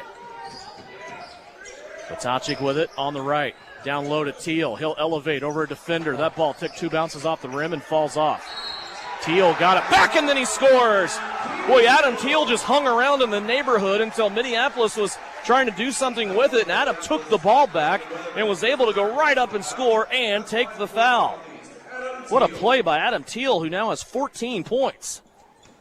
Just a kid that continues to hustle and continue to hustle. Free throw, good. And all of a sudden, we have a 6-point game. 50-56. It's a good run here by southeast of Saline. They trailed at 1 point by 18. Minneapolis inside to Norris. Norris nearly lost that basketball. Kingston Darnay scoops it up, though, and scores. Kingston Darnay, just his second basket of the night. Back to an 8-point Minneapolis lead. And right there, we go for a pump fake, let him go right by, and there's nobody there. Teal with it. Tries that lob pass inside, and again, Owen just hanging out underneath the rim, goes up and takes it out of the air. But in a situation like that, that's such a crucial possession there for Southeast. Like, you just can't throw that pass at that time. There's a shot by Minneapolis, by Norris, no good. Southeast of Saline with the rebound. Here's Potacek. He wants to drive to the bucket. He's fouled and will step to the free throw line. 3:57 left to play here in the fourth. And Tiernan Potacek will go to the line after the foul on Owen Just. It is his second. At the line for Southeast, Tiernan Potacek. Tiernan's first free throw is up and good. 9 points for Tiernan Potacek. And Tiernan has sit a lot of time on the bench, right? He picked up his 4th foul, so he's been on that bench for quite a while. Gannon Jacobson did not spend a lot of time on the bench. He is back in there. He will replace Hendricks Lund. Second free throw by Potacek is also good. 10 points for Tiernan Potacek and a full timeout taken by the Trojans. 3:57 left to go in this one. It's a 6-point game. Minneapolis leading 58-52 as we step away here on KINA. Are you ready to make a meaningful impact? Join our professional healthcare team at Salina Regional Health Center. We're seeking dedicated individuals who are eager to provide exceptional care to our community. Our growing organization offers competitive pay, comprehensive benefits, and opportunities for growth. We are committed to supporting you in your career. If you're ready to join a team that values compassion, teamwork, and outstanding patient care, apply at srhc.com. Great careers start here. Salina Regional Health Center. We take care of you so you can care for others. The Southeast of Saline School District has a long-standing reputation for excellence. This excellence in public education has been a source of great pride and one of the factors contributing to the quality of life in our community. The Southeast of Saline Education Foundation works in partnership with the USD 306 School District and the community that it serves to maximize student potential, thereby creating a lasting legacy, not only for our children, but for our community. The Southeast of Saline Education Foundation salutes the Trojan sports program. You're listening to Southeast of Saline basketball on KINA.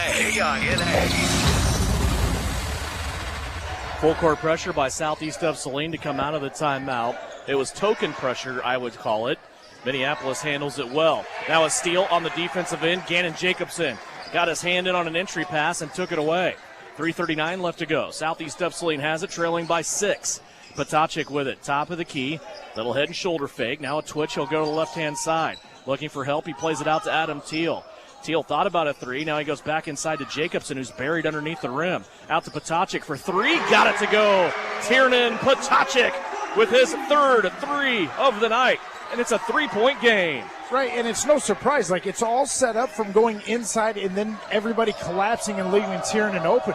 Those are the types of things we've been talking about when we're at our best, is when we're doing things like that. Well, and now the pressure gets put fully on Minneapolis. How are they going to respond? You can hear the Southeast student body getting into it. That's the loudest they've been all season. Here's a shot put up, no good by the Lions. Rebound, Jacobson. 2:49 left to go. A 3-point game, Southeast trailing with the ball. Potacek has it. Goes back to Gannon. He unleashes a three. It's an air ball, but Teal with it. Tried to score. He tried to go with the left hand, kind of buried behind the backboard there after the rebound, and Southeast comes away empty.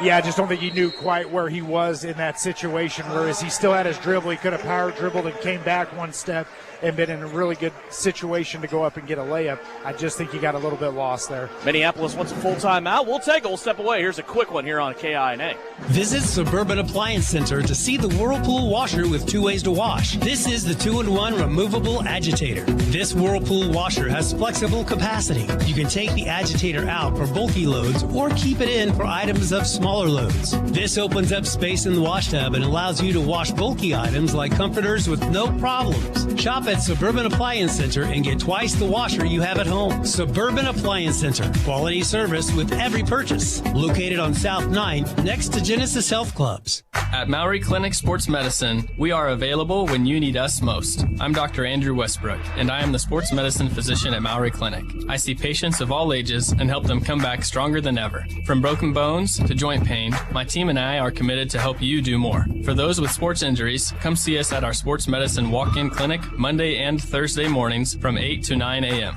Prevent, recover, and strengthen so you can perform your best. Maury Clinic Sports Medicine. Make your move with confidence. This is Trojan basketball on KINA. Minneapolis basketball, the Lions lead by 3. 2:31 left to go here in the fourth quarter. Back at Southeast of Saline High School, Devin Haney along with Kevin Lilly as we are watching a comeback attempt here by Southeast of Saline's Trojans. Minneapolis with the ball. They play it out to Kenyon Darnay. Now to Owen Just for three. Boy, when you need a basket, you go to your best player, right? Yep. 19 points for Owen Just. And nothing was forced. Everything was in rhythm. They knew what they wanted to do. They collapsed our defense and found him wide open. 61-55. It's a two-possession game now. Southeast can't get the shot to go down on their offensive end. Rebound by the Lions. Kingston Darnay brings it away as we go inside the 2-minute mark. 1:54 left to play here in this one. 61-55. Minneapolis unleashes a three. That's no good. Rebound Gannon Jacobson. He'll play it on the outlet up the left-hand sideline to Isaiah Kerr. Now back to Jacobson. Potacik dancing with a defender on the right. It's Owen Just. He's not going to let Tiernan Potacik free. Here's Teal on a pick and roll. Goes out to Kane Sawyers. He tries to drive, and he's hip checked by Kenyon Deronay down to the floor. That'll be Kenyon's fourth foul. So Southeast of Saline will run some baseline offense here as Hendricks Lund checks in for Kane Sawyers with 1:33 left to play. Lob pass into Teal at the elbow. He hands it off to Jacobson. Gannon asks for the screen. Maybe wanted the three. Now he goes to Potacik for the long three. Oh, that rims out, no good. Fight for the rebound. Owen Just comes in, and he will take it. Up the floor, deflected, taken away by Kerr. Turnover by Minneapolis. Here's Jacobson on the right wing for a three. No good. Kerr gets the rebound. He goes back and scores. Isaiah Kerr with 11. His best offensive game of the season. 57-61. Southeast of Saline trailing by 4. And now a bucket and a foul. I mean, that's the longest continuation. I mean, that foul's clearly on the ground. That's unreal. Boy, they counted the basket for Owen Just. Francis Flax is livid about that call as they're going to send Just to the free throw line and count the bucket. That's a gift for Minneapolis there. And he gets the free throw up and good. 3-point play by Owen Just. And again, boy, you need a bucket, you go to your best player, right? And that's what Minneapolis has done here. Owen Just has 8 points in the fourth quarter. The rest of the team has combined for 2.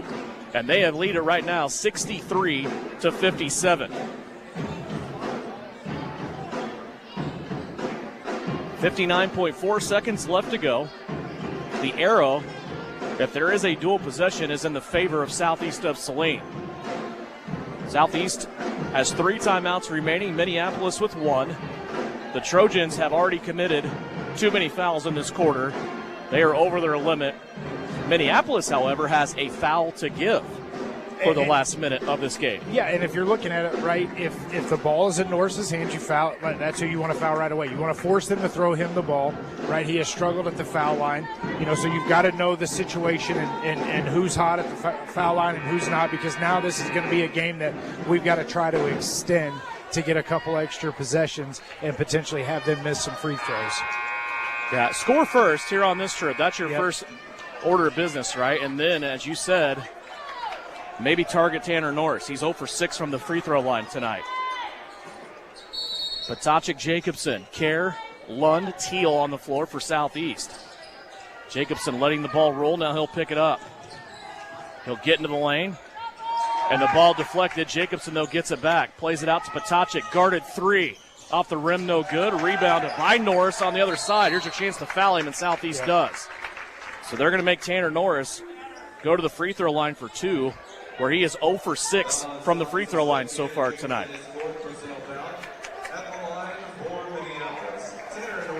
The foul on Jacobson is his 4th. So now Potacik and Jacobson each have 4 for Southeast of Saline. Kenyon Deronay has 4 for Minneapolis. He is not on the floor. Actually, he is, sorry.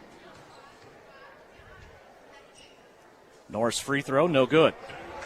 And that's one of our downfalls right now is that, the 2 people that you can't lose is Tiernan and Gannon, and they're sitting with 4 fouls. Second free throw, got that one to go. 1 of 8 from the free throw line. 65-57, 44 seconds left to go. Southeast needs quick points. They cannot mess around on this possession. Potacik gets into the paint. Leaner off the window. It won't go, but Tiernan Potacik will go to the free throw line with 37 seconds left to play. So a chance to score some points here with the clock stop. The foul on Kingston Deronay is his 4th.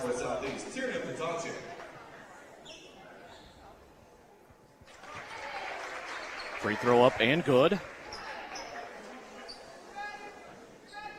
Tiernan has 14 points.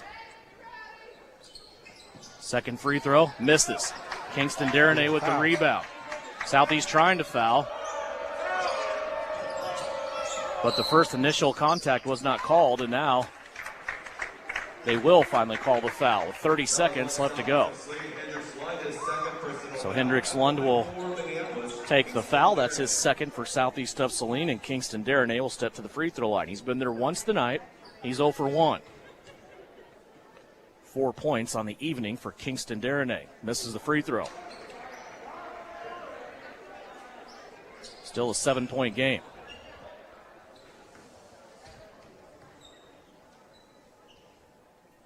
Second free throw, missed that one as well. Hendricks Lund with the rebound. Here comes Southeast of Saline. Gannon Jacobson comes to the ball. He has it. He wants to go down the lane. Left-hand side, plays it to Hendricks Lund. Shot inside is good, and Francis Flax wants to call a timeout. Adam Teal that time got the dump off from Jacobson and make it a 5-point game. And a timeout called here by Southeast of Saline. And it's a full timeout. We'll step away here real quick. 19 and a half seconds left to go. Here's a full timeout on KINA. Frisbee Construction is a service organization for the commercial grain industry dedicated to giving you the best in planning, the best in quality, and the best of workmanship, and overall the best value for your dollar since 1949. Frisbee Construction specializes in new construction as well as remodel and repair of grain handling facilities throughout the Midwest. Frisbee Construction Company in Gypsum has emergency crews available as needed. For more information, go to frisbeeinc.com. And the second free throw is good. The Trojans have called timeout to make some important decisions. Hi, fans. It's Winnell Garrettson from Salina Homes. In every game, there are lots of options to make the right play. And in real estate, the plays can be challenging. Whether you're a first-time buyer, upsizing for the family, investing in rentals or commercial property, or selling land, I have the knowledge to help you win your real estate game. It's sure to be a slam dunk when I serve as your realtor. Buy or sell, call Winnell. You're listening to Southeast of Saline Hoops on KINA. Full court pressure out of the timeout by Southeast of Saline. They trail by 5. 19 seconds left to go. Minneapolis, a little bit of trouble getting it in, and now a gamble of a steal there on Tiernan Potacik trying to get the ball away from Kingston Darnay, and Tiernan has just committed his 5th foul. Yep. So Tiernan will foul out. 14 points on the evening. He had 3 threes in this game. Now Kane Sawyers will come in for Potacik. It's a good game tonight by Tiernan. It's good to see him get it going offensively. Kingston Darnay misses the free throw. He is 0 for 4 from the free throw line in this game, 0 for 3 here in the fourth quarter.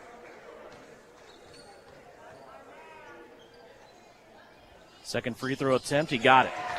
Still a 2-possession game, 66-60.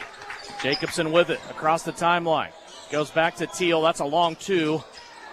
Rebound by Kane Sawyers down low. Had his shot blocked and taken away by Kenyon Darnay, and a foul called against Southeast of Saline. They're going to call it on Adam Teal. So Teal now has 4 fouls. Jacobson has 4 fouls. And that possession exchange right there with the one made free throw for Minneapolis and then stop on defense probably did it for the Lions.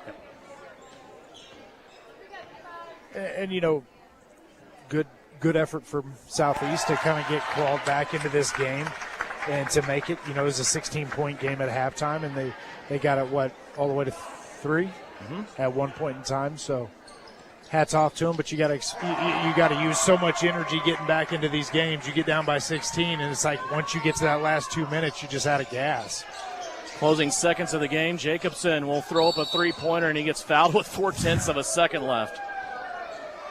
So Gannon Jacobson will get 3 free throws with 0.4 of a second left in an 8-point game.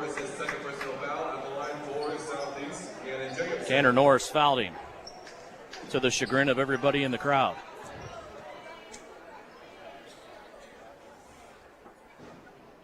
Gannon misses the first free throw. He is the 3rd person tonight in this game to be fouled while shooting a 3. Minneapolis had it happen twice.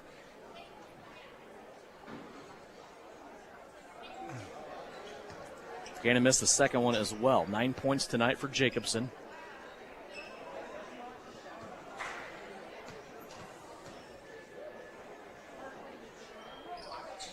Got the last one. Gannon will finish with 10, and Minneapolis will finish with a 68-61 victory for the Minneapolis Lions, who get now 4 of their last 5 in the win column. They move to 6-12 on the season, and Trent Brubaker has his team playing very well for Minneapolis here down the stretch. 68-61 our final score. When we come back, we'll over scoring from this game. We will also have a Vernon Jewelers Gym of the game and see if Coach wants to talk as well. 68-61 the final score. Minneapolis wins it over Southeast of Saline here in the guys contest on KINA. The postgame is up next. It's brought to you by Commercial Tire Centers. Winter travel can be treacherous if your tires are worn out. Stay safe with an inspection at Commercial Tire Company. Cold weather also drops the inflation in your tires. Get them checked today to avoid losing grip or damaging your tires. Commercial Tire will help keep you safe. For repairs that aren't tire-related, our automotive and diesel mechanics will fix it right the first time. Commercial Tire Centers, West Crawford and North 9th, Salina. Commercial Tire Centers, where service is everything. February is the month of love, and at Vernon Jewelers in Salina, we've been helping families mark life's milestones for generations. Right now, we have items up to 30% off with gifts starting under $100. From diamond jewelry and watches to custom designs and expert repairs, our experienced team is here to help. Follow Vernon Jewelers on Facebook and Instagram for daily specials and look for the iconic downtown sign, serving you for 142 years because we're not old, we're just really good at what we do. Time now for the Trojan postgame show on KINA. Stick around for the game recap, final stats, and reaction from the coach. This is Trojan basketball on KINA. Back here in postgame, brought to you by the Commercial Tire Center, 68-61, the victory for Minneapolis, who moves now to 6-12 on the season. Southeast of Saline, meanwhile, drops to 5-14 on the year. When you look at this game, down the stretch, again, when you have a guy like Owen Just, you make sure you get the ball in his hands. That's exactly what Minneapolis did down the stretch in this one, Kevin. He gets 8 points in the fourth quarter alone. He was the only one to have any points there for quite a stretch of time. And then they start chipping in a couple of free throws, also a two-pointer by Kingston Darnay. And at Southeast of Saline comes up short after getting it back within 3 down the stretch. Minneapolis escapes with a 7-point win. And I think for me, it still comes down to the little things, right? There was a time, there was a sequence of plays that kind of went on that, you know, we end up turning the ball over. We could have really put a little bit more pressure on them. We turn it over. They go down. We don't pick up. We leave one of their shooters wide open in a dagger 3, you know, nothing but net. And then it's like we just don't respond at times, you know, and then we've got to dig ourselves out of those holes. It's just, to me, it's really the little things. If we could fix some of these little things, one, we wouldn't be in these big holes, I feel, you know, because it's almost like, and I said it the last game, it's almost like we're really comfortable being down 16. Yeah. Right. If you look at all the games that we've been in, you know, we've been down. It's like almost we played better basketball when we were down. But we can't seem to get that energy and find that flow when the game is tied or you know, maybe a 2-point lead or something like that. It's like we've got to be down 10-plus points, and then stuff kind of gets easier because all of our offense that we're doing right now at times it feels like it's really, really tough for us. Let's go over scoring for you. Leading all scorers tonight, Owen Just with 22 points, 14 off the bench for freshman Kenyon Darnay for Minneapolis. Those are the only 2 Lions in double digits tonight. Right there on the doorstep of double-digit scoring was Grant Rice. He had 9. Remember, he scored the first 7 points for Minneapolis here tonight, managed 2 free throws the rest of the way. 8 points for Tanner Norris, 5 for Max Helgett, 5 for Kingston Darnay. Also added Brecken Weatherman with a couple of dagger 3s in the third quarter off the bench. He had 6 points tonight. Southeast of Saline, 17 points tonight for Adam Teal, 14 for Tiernan Potachik, 11 for Isaiah Kerr, 10 for Gannon Jacobson in an offensive effort that saw 4 Trojans get into double digits. Also, Hendricks Lund had 7. All of those came in the second half, and 2 for Tristan Swank. Minneapolis almost shot themselves out of this game at the free throw line. They were 5 of 11 in the fourth quarter. They ended up 15 of 27 in this game. Southeast of Saline, meanwhile, 10 of 19 from the free throw line in this game. Turnovers also heavily in the favor of Southeast of Saline. The Trojans only committed 6 turnovers, while Minneapolis had 14. Our Vernon Jewelers gem of the game tonight, let's go with Adam Teal. He had 17 points in the effort tonight that, boy, Southeast of Saline nearly overcame an 18-point deficit. They got it within 3 but could not get it closer than that down the stretch in a 68-61 loss to Minneapolis. And it's a split tonight. Minneapolis guys get the victory. Southeast of Saline's ladies get their victory, their 14th win of the season. They win at 57-28. 14 points tonight for Reese Heinrich, 12 for Kaya Samuelson, and 10 for Reagan Duran. That will do it here from Southeast of Saline. Tonight's broadcast on KINA and live stream video on SalinaPost.com. Presented tonight by the Shelter Insurance Agency of Cale Sharp in Salina. For Brian Dennett helping provide that live stream video, also Nick Garst producing and engineering, Kevin Lilly and Tyler Smith. My name's Devin Haney saying thank you for joining us for Southeast of Saline Trojan basketball, where tonight it's a split. Southeast of Saline's girls win, Minneapolis boys win. Our next broadcast will come your way on Tuesday as Southeast of Saline will have senior night back here at home against the Ellsworth Bearcats. Until then, enjoy your weekend. We will talk to you on Tuesday next week.